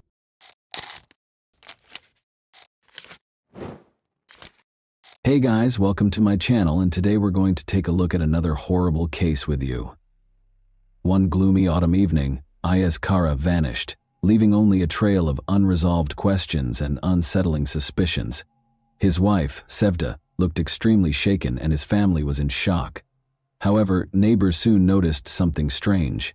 A certain Dr. Levant was regularly seen at Sevda's house, and his interest in the Kara family appeared to be much more profound than one might anticipate from a typical doctor. It was the beginning of a somber tale that would soon come to light, and was full of treachery, deceit, and ulterior motives.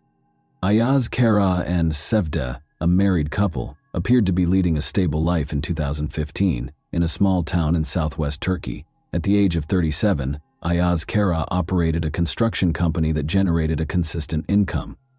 The house was run by 33-year-old Sevda.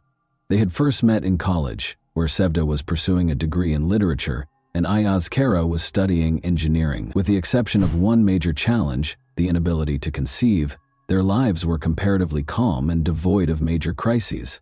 This reality had turned into a very personal heartbreak. They made many attempts and sought advice from a variety of experts, but their dream of parenthood never came true. Their marriage was constantly strained as a result of this failure, leading to arguments and continuous disappointment. Despite the painful realization that their happiness was lacking children, Sevda and Ayaz Kara tried every medical treatment without success. They were both on the verge of emotional exhaustion as a result of the additional strain from their family members. They first learned about Dr. Levant during this trying period. Levant was known for being an accomplished doctor who focused on infertility problems. He was 42 years old and highly respected in the medical community for his knowledge and non-traditional methods of treatment. His approaches attracted patients who had given up on conventional treatments by fusing aspects of alternative therapies with conventional medical procedures. Despite its small size and location on the outskirts of town, his clinic was very popular with the locals. Sevda thought this might be their last chance when she heard about Levant from a friend. At first, Ayaz Kara wasn't convinced, but he decided to give it a try after seeing his wife's anguish. They turned to Dr. Levant for assistance. After carefully listening to their story and performing comprehensive examinations, the doctor presented a treatment plan that included both medication and lifestyle modification. After several months of treatment, Sevda finally found out she was expecting a child. For the couple, this news was nothing short of a miracle, and they were incredibly appreciative of Levant. But the doctor stayed active in Sevda's life, keeping an eye on her health and offering constant support. He was more than just a medical helper. He helped Sevda deal with the difficulties of her pregnancy by coming to their house on a regular basis. His visits became more frequent over time. Sevda and Levant's relationship gradually started to conflate the characteristics of a normal doctor-patient relationship. Ayaz Kara was devoted to his job and did everything in his power to provide his expanding family with a secure future. Levant, meanwhile, was there for Sevda when she most needed assistance. His visits became routine, and his presence in the house felt almost natural. Sevda had grown used to having him around, and what began as professional interactions gradually transformed into something more personal. Ayaz Kara first grew suspicious when he unexpectedly returned home one day and found Levant in their living room. The doctor explained that he had stopped by to check on Sevda's condition. Although the explanation made sense, a nagging feeling lingered in Ayaz Kara's mind. He soon began to notice that Levant's visits were becoming more frequent, and his wife's behavior grew more distant. Conversations between Ayaz Kara and Sevda became strained, and the initial joy of expecting their baby started to give way to an unsettling sense of anxiety. Sevda and Levant continued to meet. Their interactions became increasingly secretive, and their encounters often happened when Ayaz Kara was away at work. Levant visited under various pretexts, checking Sevda's health, bringing medications, or providing follow-up advice. Even during her pregnancy, Sevda and Levant managed to find moments of seclusion. The visits grew longer and more frequent, and Sevda made no effort to stop them, as their connection only deepened. Meanwhile, Ayaz Kara could not shake the feeling that something was amiss. He observed that his wife was hiding things from him, but he struggled to figure out how to address his suspicions. One afternoon, Ayaz Kara came home earlier than usual and once again found Levant there. The scene seemed ordinary enough, but the tension in the air was unmistakable. Levant offered another plausible explanation for his visit, and Ayaz Kara had no choice but to accept it. Yet, the unease he felt was growing. He began paying closer attention to small details. How Sevda lingered in the kitchen when Levant was around. How she avoided answering his questions directly. The relationship between Ayaz Kara and Sevda grew colder, and Ayaz Kara felt trapped by unanswered questions and growing doubts. Levant, for his part, was well aware that the situation was becoming more precarious. He could see that Ayaz Kara was getting increasingly suspicious, yet Levant had no intention of backing down.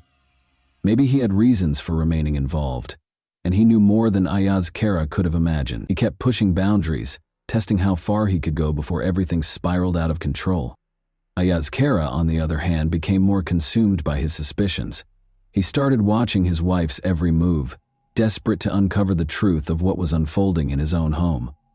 The tension within the family had reached a breaking point. Sevda and Levant continued to meet in secret, despite the escalating risks.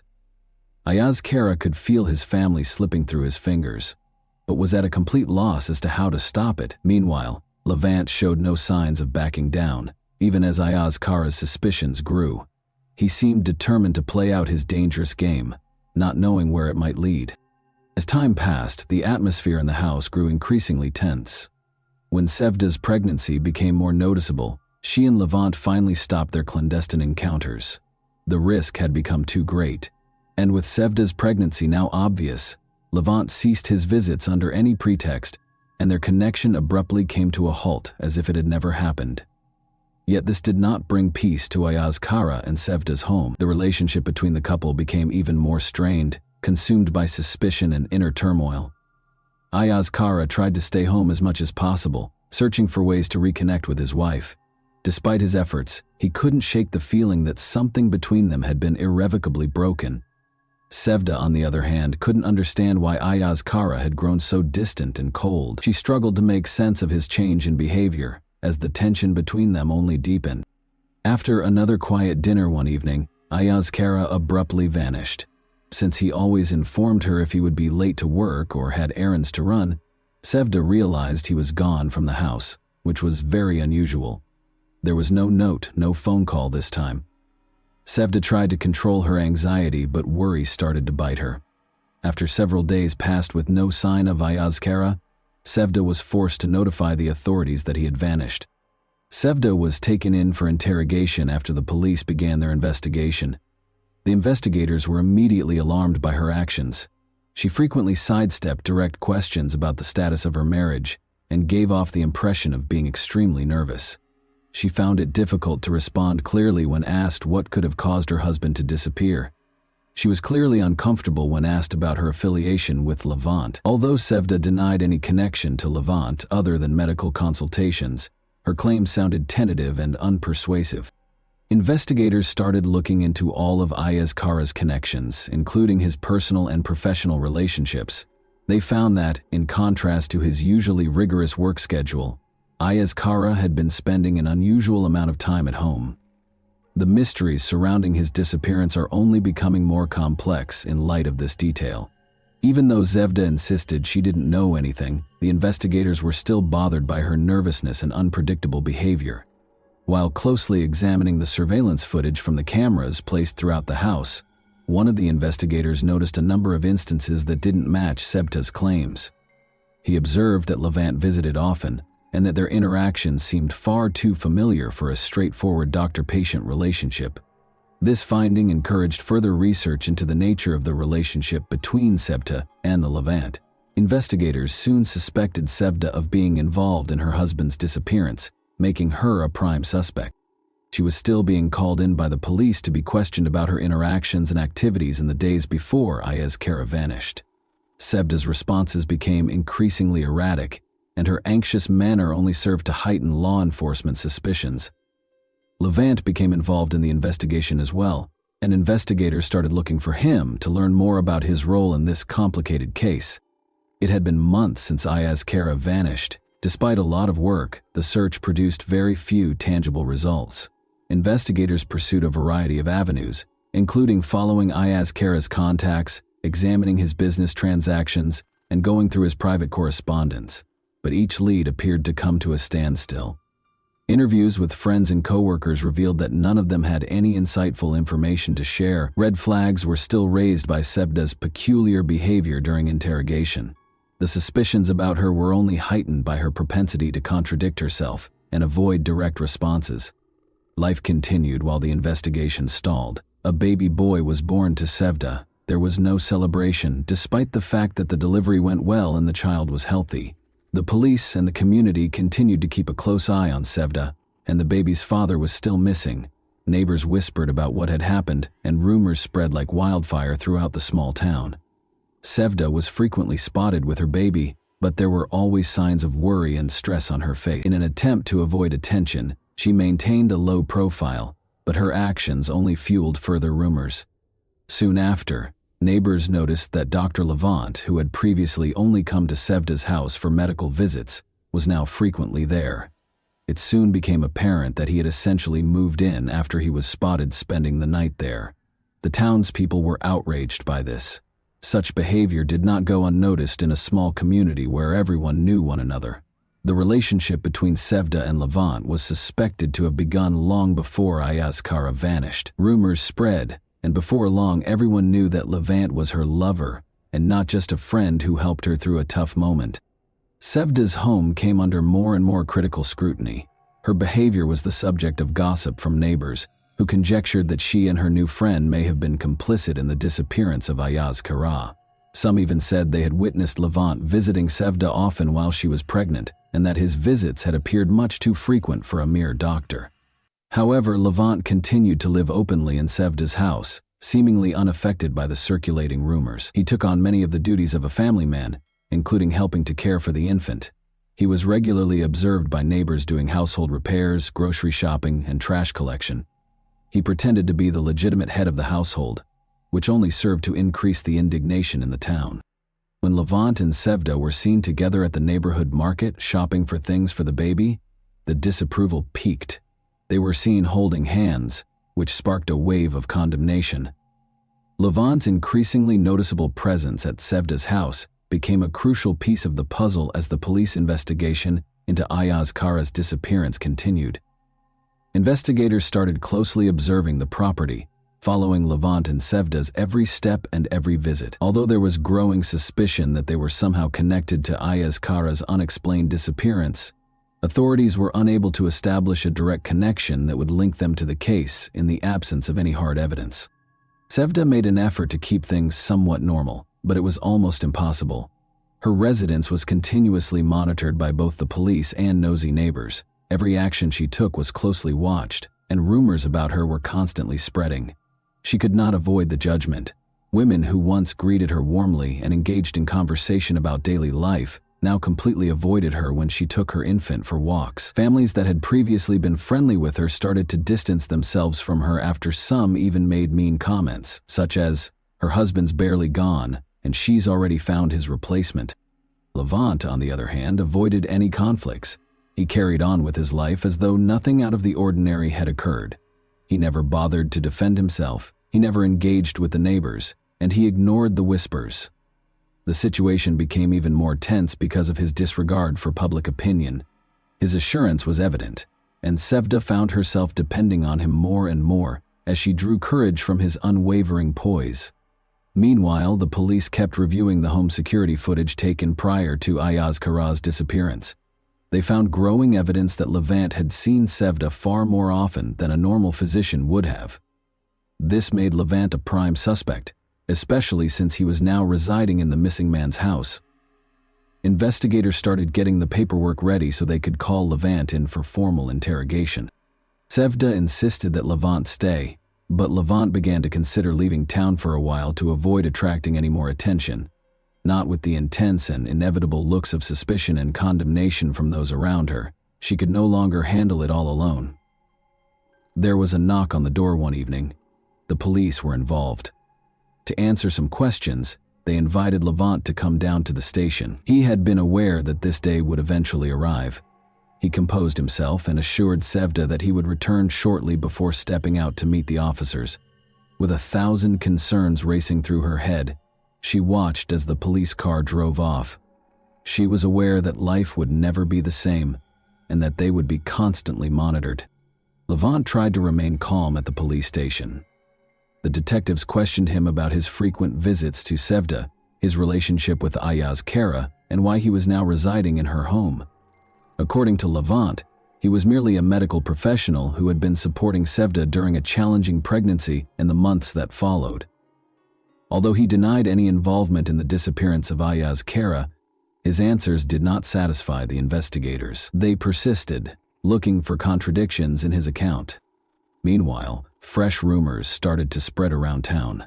There were rumors that Levant might even be arrested and that the police were finally taking the case seriously. Some neighbors said that Sevda's actions had long struck them as strange, and that they had always suspected something was wrong. The community's judgment became more obvious. People shunned Sevda, and those who had previously supported her now abandoned her. After being questioned for several hours, Levant went home. He attempted to hide the fact that he was tired. At the door, Sevda greeted him with a strained and pale face. Even though she didn't ask any questions, it was clear that she was afraid. Levant realized that the situation was more serious than they had anticipated and that they were now in actual danger. Every action they took would be closely watched by the police, who obviously weren't going to let them off the hook. The tension only increased in the weeks that followed. Levant made an effort to continue as though nothing had changed, but the community's and the authorities' pressure was getting to be too much. Sevda avoided interacting with neighbors and rarely left the house. She was aware that their lives had devolved into a never-ending anticipation of catastrophe. They no longer felt safe, and their fear only grew with each new encounter with the police. Levant and Sevda came to the conclusion that there was no use in continuing to deny their relationship after weeks of incessant interrogation. Their lives had become intolerable due to the police pressure, the critical looks from their neighbors, and the never-ending barrage of suspicions. They made the decision to come clean. They maintained that they had nothing to do with Ayaz Kara's disappearance, despite the fact that they were living together and had become romantically involved. They freely admitted during a follow-up interrogation that they were now a couple, and that Levant had moved in with Sevda to assist with babysitting. They denied any involvement in Ayaz Kara's disappearance and stated that their feelings for one another had become too intense to ignore. They also asserted that their relationship had only started after Ayaz Kara disappeared. Their admission was met with suspicion by the police. Though there was no basis for criminal charges connecting the two to Ayaz Kara's disappearance, investigators were still certain that they were concealing something. However, the case became even more tense after Sevda and Levant came clean about their romantic relationship. Every action they took was now closely monitored as the investigation grew more intense. Sevda and Levant were all too aware that their life together had devolved into a never-ending nightmare, with new questions and suspicions emerging every day. Ayaz Kara's family, meanwhile, refused to wait around. Mehmet, his younger brother, and his parents decided to take matters into their own hands and started their own investigation. They were convinced that Ayaz Kara couldn't have vanished without foul play, and that Sevda and Levant knew more than they were confessing. Especially Mehmet was unrelenting. He spent hours interviewing neighbors, compiling data and examining it to find any possible leads. He clung to the hope that Sevda and Levant were somehow involved in his brother's disappearance and was determined to find out the truth. One day, Mehmet got a tip from a neighbor who said that a suspicious van had been seen close to the house the night Ayaz Kara vanished. No one had given it much attention at first, but now that detail seemed important. Mehmet started to inquire, and a number of neighbors attested to seeing the van. There were people inside the house where it had been parked. The timing coincided with the abrupt disappearance of Ayaz Kara, but no one knew who they were. Mehmet followed up on every lead pertaining to the van and eventually located a source who could provide a more thorough account. It was a white van that was old and unmarked. The witness also reported seeing individuals that evening loading heavy-looking objects or big bags into the van. For Mehmet, this realization felt like a breakthrough. After compiling everything he had learned, he gave it to the police. The tip was taken seriously by the authorities, who started investigating. The investigation took a crucial turn when they learned that a van that fit that description had previously been reported for suspicious activity in the neighborhood. The investigation was starting to put the pieces of the information they had collected together. The police began looking through town-wide security cameras that might have recorded the van's movement. They soon discovered video from one of the cameras, which showed a white van traveling late at night along a road close to the residences of Ayaz Kara and Sevda. This video turned into an important piece of evidence that might help explain Ayaz Kara's disappearance. The authorities' efforts to find the owner of the van were soon successful. They found that a man named Emre, who had previously been a driver for Levant's clinic, was the van's registered owner and had a connection to Levant. This discovery changed the course of the inquiry. They quickly brought Emre in for interrogation. He initially vehemently denied any wrongdoing, but when pressure mounted, his story started to fall apart. Detectives narrowed their line of inquiry by pressing him further after noticing discrepancies in his account. After a while, Emre broke down and acknowledged that he had helped Levant that evening. He said he had only been instructed to assist with moving some things and had not been fully informed of the situation. He claimed that because he assumed he was helping his boss with a personal issue, he didn't ask questions. Emre denied any direct involvement in the disappearance of Ayaz Kara and maintained that he had no idea what was in the bags he had assisted in transporting, but his admission only made Levant and Sevda seem more suspicious. The police were aware that they needed to move quickly. They obtained arrest warrants for Sevda and Levant so they could be questioned further, as well as a search warrant for their residence. Law enforcement showed up at Sevda and Levant's house late at night when it was quiet. A startled Sevda answered the door when they knocked, utterly unprepared for what was about to happen. She was shown the search warrant by the officers. As the police started their search, Levant was immediately taken into custody, handcuffed before he could speak, and arrested. The noise alerted the neighbors, who gathered outside the house. They whispered and murmured, trying to figure out what was going on. It appeared that the long-held suspicions of many that something was wrong were now validated. In search of any clues linking Sevda and Levant to the disappearance of Ayaz Kara, the officers searched the house. Hours passed during the search, but no concrete proof was discovered right away. One of the officers kept a close eye on Sevda as she sat in the living room. Her eyes were filled with fear, and she appeared confused. She was aware that things had gotten really bad, and that nothing would ever be the same. After Levant was brought to the station, Sevda realized he would now have to answer a flurry of questions. Levant came to the conclusion that lying was pointless after he was arrested. He eventually admitted to everything that had transpired during the subsequent interrogation while seated in the police station. The investigation took an unexpected turn with his admission. He explained how the whole plan had come to pass, how he and Sevda had intended to get rid of Ayaz Kara, and how they hoped to start a new life together. The puzzle pieces fit together with every word, and the reality of what had happened was eventually exposed. Levant acknowledged that learning that Ayaz Kara couldn't conceive was the catalyst for everything. When doctors confirmed this, Sevda was devastated, but Levant saw an opening. He started providing Sevda with emotional support and positioned himself as the answer to her problems. They developed a romantic relationship over time. Sevda told Levant she no longer wanted to live with Ayaz Kara after she became pregnant with his child. Levant agreed to assist in getting rid of her husband because he was obsessed with Sevda and wanted to start a new life with her. Everything had been meticulously planned for the night Ayaz Kara vanished. Levant had made arrangements for Emre, his old driver, to help with the ride. They had picked a night when Ayaz Kara was returning home later than normal, and the van was parked close by. They moved quickly after Levant entered the house, pretending to check on Sevda. Levant hit Ayaz Kara in the head while he was in the living room, knocking him out. Ayaz Kara was never given the opportunity to comprehend the situation. Then Emre arrived at the house, and he and Levant loaded the body of Ayaz Kara into the van. Sevda watched over them in the meantime, making sure no one saw what they were doing. To conceal Ayaz Kara's body and prevent any evidence from being discovered, they wrapped it in big plastic bags.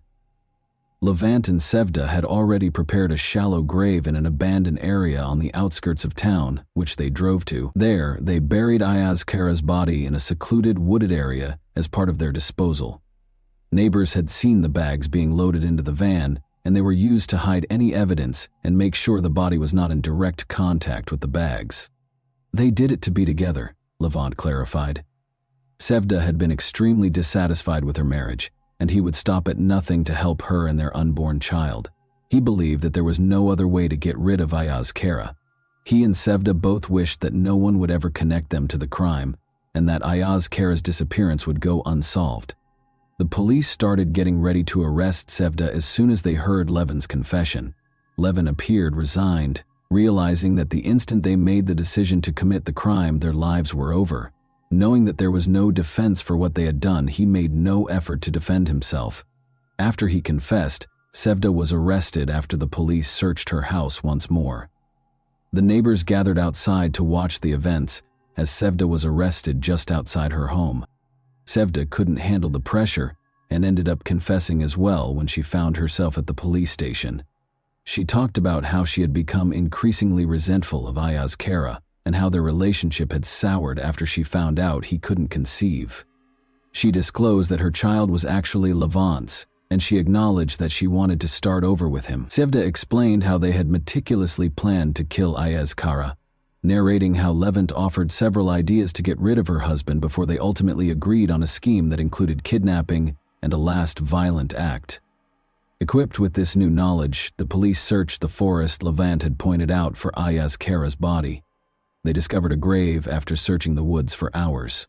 Despite the fact that Ayaz Kara's remains were badly decomposed, the discovery offered sufficient proof to establish his demise and formally establish the case against Sevda and Levant.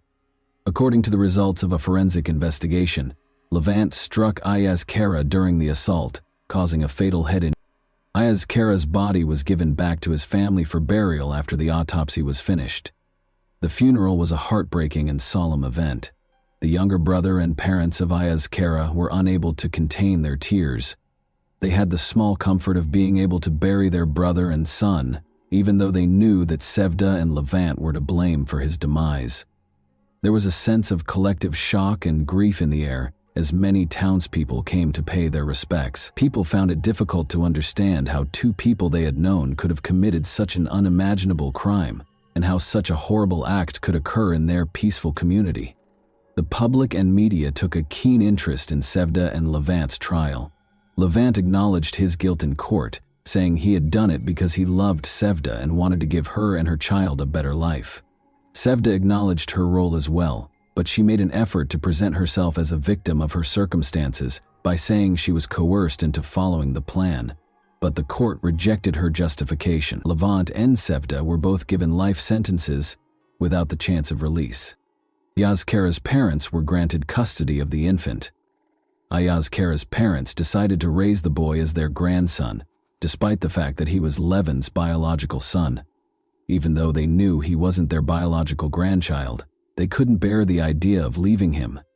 Despite the heartbreaking reality of his origins, they promised to provide the child with a loving and secure future because he was their only remaining link to Ayaz Kara. And that wraps up today's chilling story. If you enjoyed this video, don't forget to like and subscribe so you never miss a new upload. Also, let me know in the comments what part of this story shocked you the most. Thank you for watching, and I'll see you in the next video.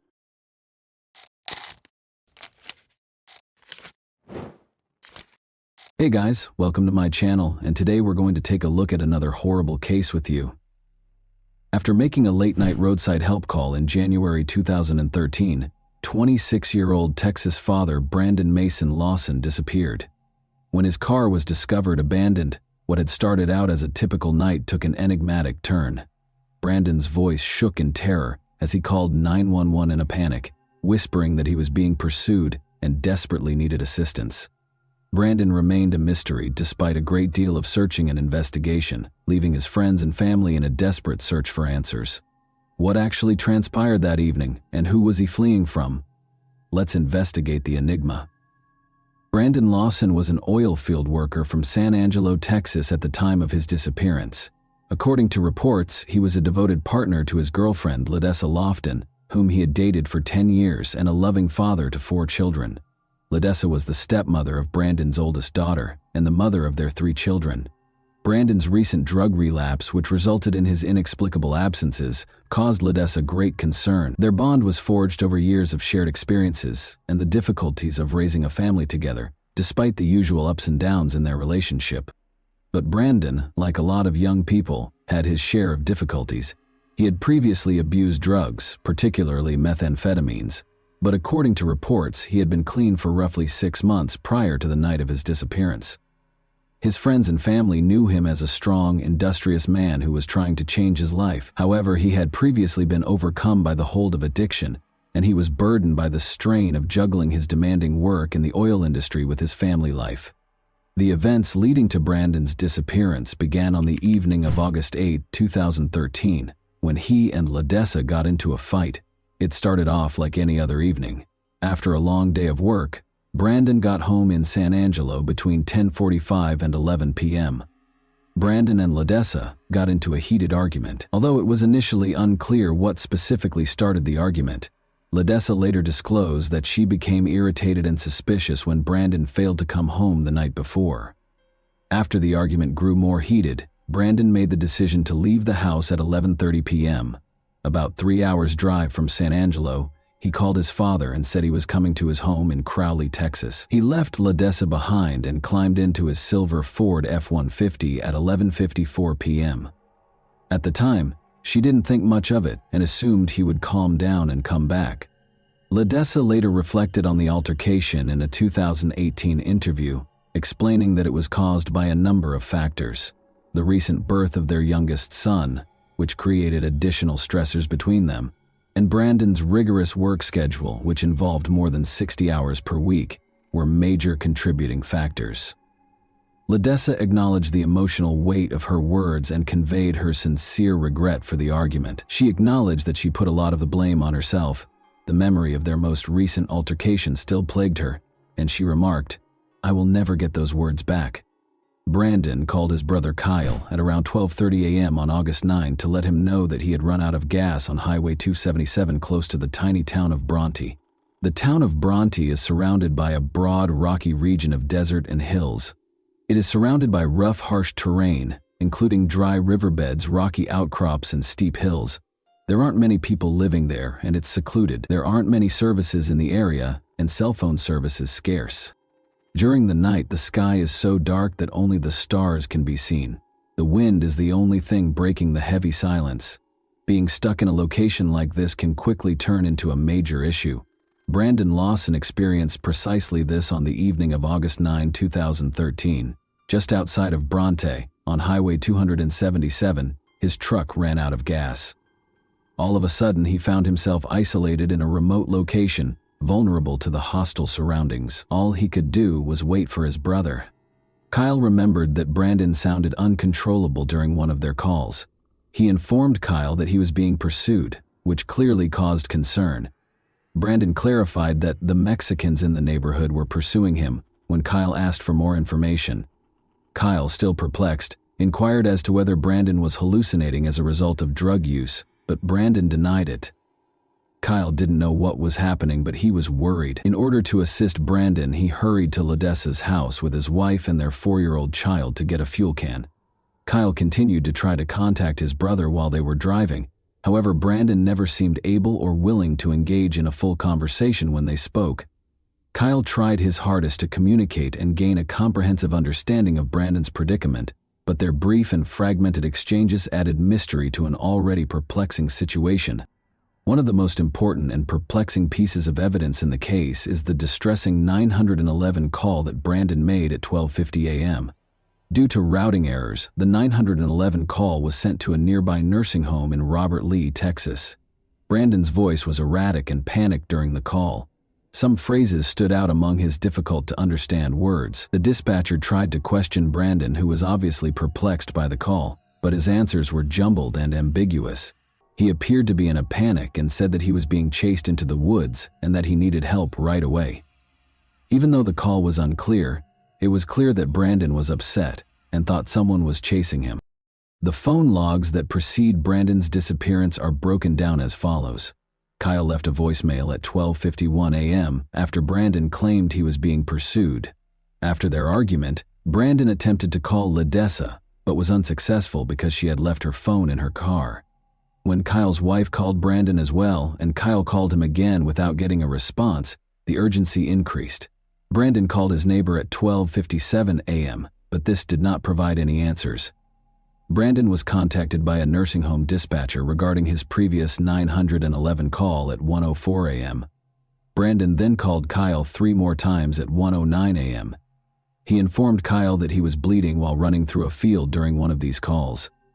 In a subsequent interview, Kyle stated that he didn't believe Brandon was gravely injured. He thought his brother had just tripped or been in a small mishap.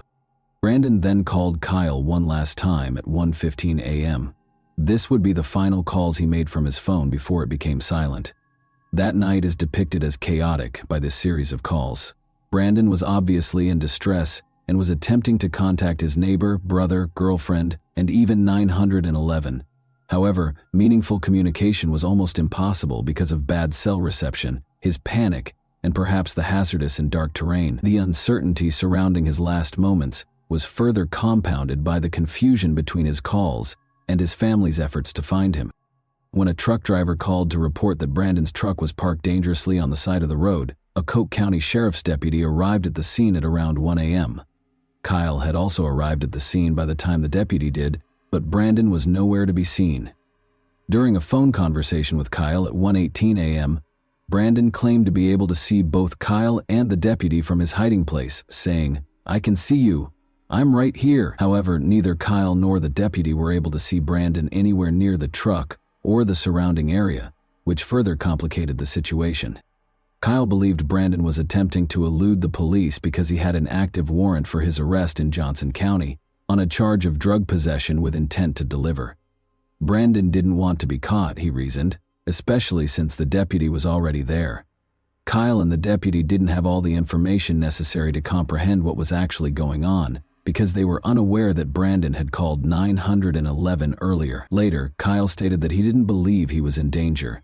Kyle made the decision to drive a short distance up the road after speaking with the deputy. After the deputy left, he parked farther down in the hopes that Brandon would emerge from hiding.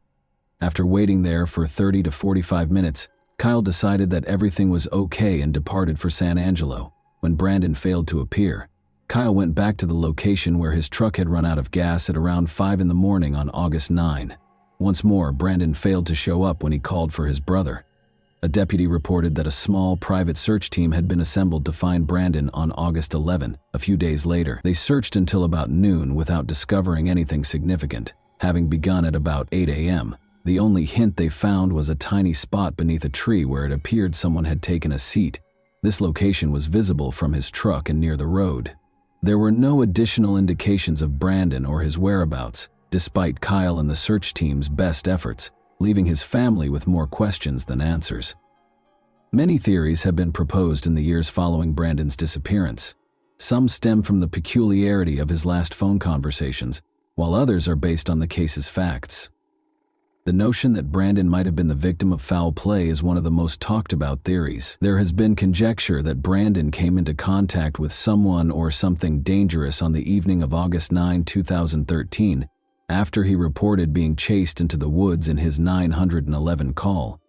Some have even proposed that drug use may have played a role. People question whether Brandon was in danger, possibly a drug deal gone wrong or a run-in with violent people while stuck on the highway, given that he had used methamphetamines just before the incident. But this theory is called into question by the paucity of evidence. There were no reports of other cars in the vicinity at the time, and no evidence of a struggle was discovered close to his truck. Many people were left wondering whether foul play was involved, where it occurred, and who was involved, because the scene surrounding the truck was oddly undisturbed. The idea that Brandon may have intentionally vanished is another theory that has gained some traction. At the time, his life was complicated. Maybe he took extreme action because of his tumultuous relationship with his girlfriend, personal problems, and legal troubles. According to some, Brandon might have taken advantage of the circumstance to flee his life and start over somewhere else. There is some circumstantial evidence to support this theory. The key to Brandon's pickup truck, which had been left partially over the white line on the road, was in his possession, alone. Law enforcement started looking into the incident shortly after the truck was towed on August 9, 2013, at around 8 a.m. Assigned to the case, Deputy Neal looked for indications of activity at a number of nearby properties. The deputy wanted to find out if Brandon might have sought shelter or water on any of these properties, many of which were only used during certain seasons, but Neal couldn't find any evidence that Brandon had been there. After LaDessa formally reported missing on August 13, Texas Ranger Nick Hanna, who was now in charge of the case, searched the area in a helicopter. Brandon was nowhere to be seen when they flew over the area close to Highway 277 and the Colorado River. One intriguing finding from the helicopter search was that there was enough exposed ground for someone who was lying down or hiding to have probably been seen from above. Deputies came to the conclusion that Brandon Lawson had left Coke County as a result of this. The deputy wrote in his final report that he didn't think Brandon was hiding or lost in the area. He based his conclusion on several factors. According to Kyle Lawson, Brandon was probably hiding in the brush close to his truck so the deputy wouldn't find him. Nevertheless, the truck and its surroundings showed no indications of foul play. Above all, Brandon and Ledessa's text messages from the night of his disappearance suggested a furious dispute. Neil thought Brandon most likely walked back to the road and hitched a ride from a passing car after he and Kyle left the scene. The idea that Brandon purposefully vanished has only grown stronger as a result of his ongoing absence over the years. The region was going through a serious drought when he vanished. They were able to identify small items like corn sacks from the air during aerial searches. They could have easily seen Brandon if he had been on the ground. In addition, the river in the region was incredibly low, only reaching knee-deep in its deepest sections. These circumstances implied that Brandon would have been discovered during their searches if he had been in the region. Brandon's active warrant for possession with intent to deliver was also mentioned by the deputy as a potential explanation for his disappearance. He surmised that Brandon might have chosen to flee in order to stay out of legal hot water. The fact that Brandon cashed in his $401,000 with Renegade Oil Services shortly before going missing, potentially as part of a disappearance plan, lends more credence to this theory. Kyle Lawson was asked to meet with Sheriff McCutcheon, Ranger Hannah, and a Johnson County investigator at the same location where Brandon's warrant had been issued several months after Brandon vanished. They interrogated Kyle about his role, asking whether he had hurt or assisted his brother in getting away. In the end, Kyle asked for a polygraph to clear his name. Kyle claims that he passed the test on hurting his brother, despite some inconsistencies brought on by coughing during the exam. The accidental death or lost in the wilderness theory is another explanation for his disappearance. Arid and rocky, Highway 277 is home to cacti, thorny bushes, and dangerous creatures like wild hogs and rattlesnakes. This belief appears to be supported by the thorough searches that have been conducted, but every lead has ended in disappointment, with no sign of him. According to the final theory, Brandon's recent use of methamphetamines may have caused him to suffer from drug-induced hallucinations or paranoia. Severe paranoia, disorientation, and unpredictable conduct are all possible side effects of methamphetamine, especially if the user has been up for a long time. Brandon may have fled into the wilderness in a confused state, and his references to people chasing him may have been the product of a drug-induced hallucination. The term paranoia describes a strong mistrust or fear of other people, frequently coupled with illogical ideas or convictions that someone or something is trying to hurt them.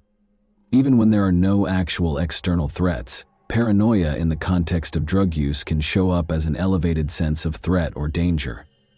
Brandon's strange phone calls may be explained by this theory, but it doesn't address the question of what happened to him after he fled his truck. Did the weather get to him? Did he get stuck somewhere inaccessible or fall into a ravine? His family was left in a difficult position after Brandon Lawson vanished, caught between hope and the harsh realities of life. Brad Lawson, his father, struggles with mixed feelings. He is plagued by nightmares in which Brandon is still alive, possibly coerced into slave labor by a cartel.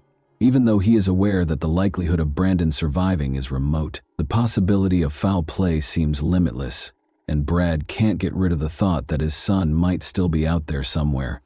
Is it possible that Brandon was being followed that evening? Did he encounter death when he entered private property? Or was it a crime of opportunity, where someone walked by, saw his weakness, and took advantage of him? Lisa Lofton can't stand the uncertainty. She worries that her kids won't ever know what happened to their father when they grow up, get married, or even start a family of their own. She is troubled by the memory of that night, particularly the altercation they had before he vanished. She battles this guilt every day after hurtful words were exchanged. The odd 911 call Brandon made that evening serves as their final connection to him. It serves as a painful reminder of his last moments for Ledessa and her kids. His two older daughters try to understand his words as they listen to the recording on YouTube, but it only makes their heartache worse. Brad is adamant that his son did not simply flee. He contends that Brandon was not forced to leave his family because the arrest warrant was insufficient. Brandon was always prepared to accept the consequences because he had previously dealt with legal issues. He actually had plans for the future, including beginning a new job the Monday after his disappearance that would pay more and come with the fact that none of Brandon's possessions, including his phone, wallet, keys, or even his shoes, have ever been located only serves to further complicate matters. How someone could vanish so totally without leaving any trace is beyond his brother's comprehension. The family's suspicion that foul play was involved is only strengthened by this. Ledessa is hopeful that someone will eventually come forward because she thinks that someone out there is aware of what happened to Brandon. She is still plagued by unresolved questions, such as the identity of the dispatcher who spoke to Brandon that evening and the trucker who reported his pickup. Ledessa thinks that these individuals may possess important hints that could ultimately clarify what transpired. Ledessa can't help but notice the ominous tone of Brandon's 911 call, even though she tells herself that his disappearance might have been an accident. She finds it hard to accept that someone would hurt the man she cherished so much. Help Find Brandon Lawson, a Facebook page created by Brandon Lawson's friends and family, has received a lot of support and attention since it was created. The page has more than 2,000 followers as of 2024, indicating that Brandon's unsolved disappearance has generated a lot of interest and concern. This website is a vital resource for disseminating news, details, and appeals pertaining to Brandon's case. It gives Brandon's family members a place to communicate with supporters, reminisce about Brandon, and coordinate efforts to keep his story in the public eye. The page encourages anyone with information regarding Brandon's whereabouts or the circumstances surrounding his disappearance to come forward, and plays a crucial part in the ongoing search for answers. Paula Boudreau, Ledessa's hired private investigator, has also been putting in a lot of effort to find hints. The sizable community that follows the Help Find Brandon Lawson Facebook page frequently provides her with leads. Boudreau has encountered challenges while searching the land with cadaver dogs and helicopters. On their property, some landowners have refused to permit searches. Prior to 2022, there had been no leads or noteworthy advancements in the hunt for Brandon Lawson. But at Brandon's last known location, a small search team made a breakthrough in early 2022. They notified the authorities after finding a pile of his clothing. Human remains were discovered nearby shortly after. The Help Find Brandon Lawson Facebook page announced in October 2023 that the clothing discovered and initial DNA results suggested the remains were probably Brandon's. To compare the genetic markers from the remains with Brandon's father's DNA, more tests were being conducted. The Texas Ranger in charge of the case said he was cautiously optimistic that the remains would be identified. There have been no new developments regarding the identification as of October 2024. 11 years have passed since Brandon vanished, and his family is still looking for answers. Unfortunately, because of their advanced state of decomposition, these remains have not yet been definitively identified, leaving little material for identification. A portion of the remains are destroyed each time a sample is taken out and examined. For upcoming DNA testing, it is therefore imperative to preserve as much as possible. In an attempt to extract enough DNA, the remains have been sent to 2 labs, but the results have been negative thus far. The family is unable to provide additional information regarding the investigation's current status or the other options the Texas Rangers were considering in June 2023 for identifying the remains. The finding of Brandon Lawson's remains is likely to put an end to the tragic and enigmatic case of his disappearance. Even with this possible resolution, there are still a lot of unsolved questions regarding what happened that evening. Even though they are thankful for some closure, his family might never find all the answers they are looking for. The anguish of not knowing a loved one's fate and the unpredictability of life are both highlighted in Brandon's story. It highlights the necessity of continual enhancements to search and rescue operations, particularly in isolated regions such as West Texas. The memories of Brandon Lawson will live on in the hearts of his loved ones and everyone who has followed his tragic story, even though the whole truth may never be known. And that wraps up today's chilling story. If you enjoyed this video, don't forget to like and subscribe so you never miss a new upload. Also, let me know in the comments what part of this story shocked you the most. Thank you for watching, and I'll see you in the next video.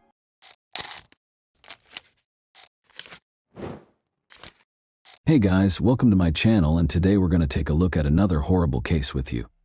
Have you ever questioned how well you actually know the neighbors? What's behind their warm grins and informal salutations? Psychologists and investigators concur that people with psychopathic tendencies are more likely to commit violent crimes, but there are no clear rules for spotting potentially dangerous people among your acquaintances. The beginning of this eerie case involves Brian and Beverly Mauck, an apparently ideal couple whose lives appeared to be straight out of a fairy tale. They enjoyed traveling and spending time together, were financially stable, and were incredibly in love. However, when they relocated to a different neighborhood, everything was different. Beverly and Brian were found dead in their house shortly after they had moved in. Investigators were immediately directed to a nearby residence by blood evidence found at the scene. Even the most experienced detectives were taken aback by the motivation behind this heinous act. Brian and Beverly Mauck's love story. At a party hosted by a mutual friend in the spring of 2001, Brian and Beverly first crossed paths. They were both college students at the time, but it was obvious they had discovered something unique as soon as their eyes met. They were inseparable after their initial mutual admiration swiftly developed into a strong bond. The couple visited each other's families in turn that summer, introducing their partners to their parents and being forthright about their sincere intentions. The relationship was immediately approved by both families, who noted how well the two complemented one another. From an early age, Beverly and Brian had been active and daring. They were never satisfied to remain motionless for long and thrived on sports, thrills, and novel experiences. Beverly was a gifted athlete who loved learning new languages, played guitar effortlessly, and was an excellent baseball and track star. She was loved by both her peers and her friends, and her bright smile could light up any space. Sports that were riskier and more unusual had always appealed to Brian. He was passionate about rock climbing, surfing, and diving, and he loved taking risks. A true adventurer at heart, he saw danger not as a threat, but as a challenge he was always ready to face. Every year, he tried to visit a new place and learn a new skill. When Brian and Beverly first saw and spoke to each other, they immediately realized they were on the same wavelength. This became the starting point for their intense and fulfilling relationship. Together, they climbed mountains, skied and snowboarded, went scuba diving, and conquered waves and peaks alike. Despite their whirlwind romance and seemingly perfect relationship, the couple wasn't in a rush to get married. They both wanted to finish their education first. Once they graduated, they focused on saving for a house. Brian began building a career at an industrial company, and Beverly got a job as a hotel administrator, where her language skills were invaluable. On May 15, 2006, the couple officially tied the knot. They held a beautiful ceremony by the ocean, inviting only their closest family and friends. Afterward, they went on a long honeymoon, visiting several countries. When they returned, Brian and Beverly purchased a spacious home in the quiet town of Graham in Clearfield County, Pennsylvania. The house was located in a scenic and sparsely populated area near a forest and a river. It was a perfect place to start their family and enjoy a peaceful life. Brian worked as an engineer at a branch of a large industrial company, while Beverly focused on translation work and decided to pursue a second degree. The couple quickly got to know their neighbors and made friends in their new town. Unfortunately, their happy and carefree life didn't last long. A startling incident in a quiet neighborhood. Around 8 a.m. on Saturday, November 17, 2007, Brian's friend Steven showed up at the couple's home. That morning, the two were going fishing. When Steven knocked on the door, no one answered. Steven knocked more loudly and waited, thinking that Brian had likely overslept, but there was no sound in the house. Steven made the decision to wait in his car for roughly half an hour while making several unsuccessful attempts to call Brian, but his calls were not answered. Frustrated and feeling a bit upset that his friend might have changed plans without telling him, Steven eventually left to fish on his own, since he had all the necessary gear with him. Later that day, still unable to reach Brian or Beverly, Steven decided to return to their house once again. There was no answer at the door. This time, Steven decided to walk around the property and look through the windows. He was starting to feel uneasy. Brian was a responsible and punctual person who wouldn't just disappear without notifying anyone. When Steven reached the garage, he looked through a small window and saw that the couple's car was parked inside. This made him even more anxious, but he tried to push away any bad thoughts. Moving to the living room window, he attempted to see inside, but as it was already getting dark outside and the house lights were off, it was hard to make anything out. What he could see, however, left him deeply alarmed. The TV was lying face down on the floor, and just beyond it, something large and unmoving was on the ground. Stephen rushed back to his car to grab his fishing flashlight, switched it on, and directed the beam into the living room. What he saw froze him in terror. On the floor lay two bodies, partially covered with a blanket that was soaked through with blood. One bare foot stuck out from one side, and a hand was visible on the other. Horrified, Stephen immediately called emergency services to report what he had seen. He waited for law enforcement to arrive, staying by the house of his friends. When officers arrived, Stephen was the first to be interviewed. He recounted everything he knew about the day and expressed deep regret that he hadn't checked the windows earlier that morning when neither Brian nor Beverly answered his knocks or calls. Examining the crime scene, the front door wasn't locked, nor was it forced open, which immediately raised suspicions. Inside, in the living room, the lifeless bodies of the homeowners were discovered. Both had been dead for at least 12 hours. Based on initial observations, the cause of death was determined to be gunshot wounds inflicted by a large caliber weapon. Each victim had been shot 3 times, leaving no chance of survival. The precision of the attack indicated that the assailant was determined and deliberate. But why? There were no signs of theft, personal belongings, cell phones, and even cash were untouched, ruling out robbery as a motive. There were no signs of struggle, and apart from the gunshot wounds, the bodies showed no evidence of other injuries or aggression. Investigators were left with the chilling impression that this was either a calculated execution or a deeply personal act of vengeance. However, according to witnesses, the couple had no known enemies or unresolved conflicts. The bodies had been moved after the crime, as evidenced by drag marks smeared with blood across the floor. The perpetrator had clumsily attempted to clean up, leaving smeared blood trails and splatters on the walls and furniture, indicating where the victims had been during the attack. 6 spent shell casings were found at the scene. Surprisingly, the assailant hadn't bothered to collect them. Later, forensics verified that a .22 caliber revolver was used to fire the shots. Investigators came to the conclusion that a single perpetrator most likely shot both victims using the same weapon. The lock remained intact, indicating that the couple had voluntarily allowed the guest inside. Investigators speculated that Brian may have answered the door, identified the guest, and granted them entry. He may have turned toward the living room after inviting the individual inside, but the moment he did, the attacker produced a gun and fired 3 close-range shots into Brian's back. One of the bullets left his body and hit the TV screen, knocking it to the ground. Beverly probably came out of the bedroom because of the noise. She attempted to flee when she noticed her husband lying in a pool of blood and the attacker standing close by. Unfortunately, she didn't get very far before she was killed in the hallway after being hit in the back by 3 bullets. Later, her body was pulled into the living room and set next to Brian's.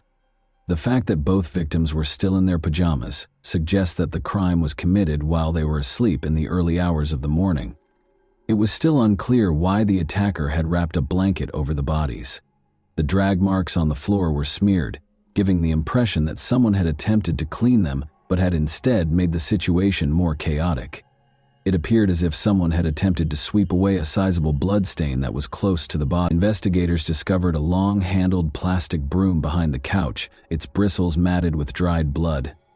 But the reason the broom handle was left at the scene was because the criminal had carefully cleaned it of fingerprints. The reason for the broom's use quickly became apparent. The criminal had been carefully cleaning the floor in an attempt to remove bloody shoe prints. Similarly, palm prints and smudged fingerprints were discovered on door handles, furniture, and walls, making identification impossible. Experienced forensic investigators were aware that the longer a criminal remained at the scene, the more likely it was that they would leave behind something incriminating, even if the attacker made an effort to clean up and hide their tracks. Their intuition was right. They discovered a crucial clue: a partial boot print on the blanket that covered the victims' bodies. Because it wasn't blood-stained, the print wasn't immediately noticeable. Rather, the tread pattern showed on the fabric underneath it, and it was imprinted where there was only a thin layer of blood on the floor. After sending the blanket to a lab, forensic experts determined that the tread belonged to a rare type of heavy-duty work boots with a unique sole design. After more research, it was discovered that a Clearfield County construction company had recently bought multiple pairs of these exact boots. With this lead, investigators started questioning company employees in an effort to reduce the number of possible suspects on their list. Detectives discovered a palm print on one of the surfaces of the house in addition to the shoe print. There was optimism that the case would be resolved in a matter of days, and it appeared to be a breakthrough. Nevertheless, no matches were found when the print was scanned through law enforcement databases. This implied that the offender had no past records and had never had their fingerprints taken by the police. The initial suspect, Stephen, the friend who had found the bodies and alerted the police to the crime, was, of course, the first suspect. Suspicion was aroused by the fact that he had been to the crime scene twice that day, but Stephen clarified that he didn't call the police until later because he had thought earlier in the morning that Brian and Beverly were just sleeping. Stephen was shocked and furious to learn that he was a suspect. He had no alibi because he said he had been fishing by the river by himself for almost the whole day, where no one else had seen him. Nevertheless, his timeline was confirmed by investigators using traffic camera footage. As he had described, the recordings verified that he had traveled to and from the fishing site during the day. Stephen was further exonerated by fingerprint analysis, as tests for gunshot residue on his skin and clothing revealed no evidence, and his prints did not match any recovered from the scene. Furthermore, the boot prints were not the same size as Stephen's shoes, and he had no affiliation with the construction company that had bought the boots. All suspicions against him were abandoned, since there was no proof linking him to the crime. An unexpected observer. In the meantime, detectives interviewed neighbors extensively in an attempt to locate witnesses. They eventually received a promising lead when they knocked on the door of Daniel and Jennifer Tabaris, who lived across the street from the Mocks. When they called, Daniel said he was happy to answer their questions, but that his wife Jennifer was at work. He disclosed that at approximately 5:30 a.m., he now knows that the strange noises he heard from the Mocks' house on the day of the crime were gunshots. Daniel, intrigued but wary, had noticed a white pickup truck parked close to the Mocks' home through his window. He was positive the car was not the couple's. Two men left the Mocks' home a few minutes after the loud noises were heard. The low light just before dawn made it difficult for Daniel Tavares, the witness, to get a clear view of them, but he gave a thorough account of the white pickup truck's driver that was parked close to the house. Daniel reported that the driver was a white man of about 40 years of age, with a sturdy build, long dark hair pulled back in a ponytail, and a mustache. Additionally, he saw a tattoo on the man's left hand, though he was unable to discern the design. No other neighbors reported seeing anything similar, despite the fact that this information seemed promising. Brian and Beverly's friends, family, and co-workers were unable to name anyone in their social circle who fit this description or had a truck like that. The fact that the car was not visible on any local traffic cameras further suggests that the criminals may have evaded detection by taking a detour through the woods. A county-wide alert was issued for the white pickup truck, but no leads were found. A fresh suspect surfaces. In an interview with detectives, Beverly's mother recalled that a few months prior to the crime, her daughter had brought up Jeremy Flint, a neighbor. Law enforcement had been keeping an eye on Jeremy, a 22-year-old man, for dealing illegal substances. Other neighbors had made disparaging remarks about him, and his home was notorious for being visited by suspicious people on a regular basis. Because of this, investigators began to think about him as a possible suspect in the heinous double crime. Jeremy wasn't home when the police came to visit him. At first, they believed he might have run away after committing the crime. After interviewing more neighbors, it was discovered that Brian and Beverly had thrown a small party at their house just before the tragedy. Jeremy had unexpectedly arrived, uninvited and under the influence of drugs. His actions were characterized as aggressive by witnesses. He incited arguments, insulted visitors, and harassed a few of the women. He eventually had to leave, but not before promising that the couple would come to regret what they had done. A cell phone and a gun with ammunition that had been kept in a pantry drawer were among the things that Brian and Beverly discovered missing from their house the following day.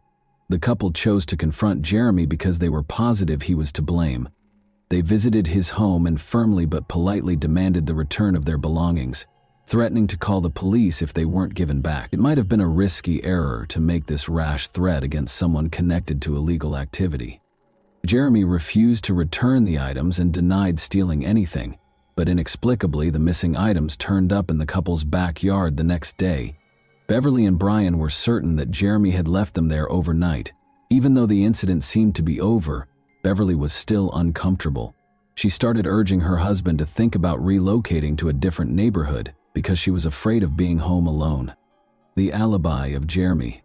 When Jeremy eventually made it back to town, he was taken into custody by police to be questioned. He returned the day after the crime, but it soon became apparent that he had been out of town for almost a week. He had spent 6 days with his parents after traveling to another state to see them. He had been out drinking with friends the night of the crime, according to surveillance footage from a bar, and his alibi was supported by multiple witnesses. Furthermore, forensic analysis verified that Jeremy's palm prints and fingerprints did not correspond with those discovered at the scene. Jeremy was ruled out as a suspect because there was no evidence linking him to the crime. Recent advances in the case. The only witness in the case, Daniel Tavares, was contacted again in the hopes that he might remember something new after investigators had exhausted all other suspects and leads. Daniel's story abruptly changed during this follow-up visit. In addition to describing one of the men leaving the house with a scar on his cheek, he claimed to recall specifics about the clothing the criminals were wearing. Daniel had previously mentioned that the men's faces were hidden by hoodies, so this was a startling change. Daniel was asked to identify the window he had been looking through at the time of the incident by a detective. Despite the fact that it was daylight, the detective's analysis of the view revealed that it was still challenging to discern the specifics of a person across the street. It seemed unlikely that Daniel could have seen so much, given that the events had occurred in the early morning twilight. This disparity raised the possibility that Daniel had been lying all along. However, why? Was he personally responsible for the crime? Daniel produced a number of pairs of dress shoes, boots, and sneakers when investigators asked to see his footwear, but none of them matched the footprint discovered at the scene. Detectives began to examine Daniel more closely, however, as his story changed and his actions became more suspicious. A difficult history. The background of Daniel Tavares proved to be extremely disturbing. His life took a bad turn early on. He was born in 1966 as the youngest child in a military family. Daniel's mother took care of him and his 3 older sisters after his parents divorced when he was only 4 years old. Shortly after, his father got married again and showed little concern for his former spouse's kids. Daniel had left school by the 9th grade, started stealing, running away from home, and experimenting with illegal drugs. He was first arrested for robbery when he was 18, but then his estranged father stepped in and helped him get probation instead of going to jail. The father appeared to want to give Daniel another chance, possibly out of guilt. Even so, Daniel kept getting into trouble with the law over the years. He was always given light sentences for his offenses. Daniel's father tried to provide for him after he relocated to Florida in the late 1980s. In addition to trying to help Daniel find stable work, his father funded an expensive treatment program at a private rehabilitation clinic. However, Daniel was caught stealing and dealing drugs once more within 6 months. He was sent back to live with his mother after his father gave up this time. Daniel's dependencies had started to negatively impact his mental health by this time. He received a schizophrenia diagnosis and medication within a year, but Daniel hardly ever took his drugs as prescribed. Rather, he combined them with alcohol, which resulted in violent and hazardous outbursts. A case of violence. During a fight with his mother in July 1991, Daniel snatched up a knife and attacked her, wounding her almost 30 times. At the scene, she passed away. Daniel stated during his trial that he was influenced by voices in his head that told him to kill her. Psychiatrists appointed by the court, however, concluded that Daniel was legally liable because he had been aware of his actions. He received a 20-year prison sentence. Daniel served less time than the entire sentence and was released on parole in 2006. Daniel Tavares started communicating with Jennifer Freitas while incarcerated, and the two eventually fell in love. Jennifer awaited his release and they were married as soon as he was granted parole. Around the same time as the Mount couple, Daniel moved into her house in Graham, a small town. Daniel broke the conditions of his parole by moving to a different state. He ought to have been taken into custody right away, but a technical glitch and police carelessness kept that from happening. Even after detectives discovered a bloody handprint at the Mox crime scene, Daniel managed to avoid detection because his fingerprints were inadvertently deleted from the criminal database. It was as if everything was somehow conspiring in his favor.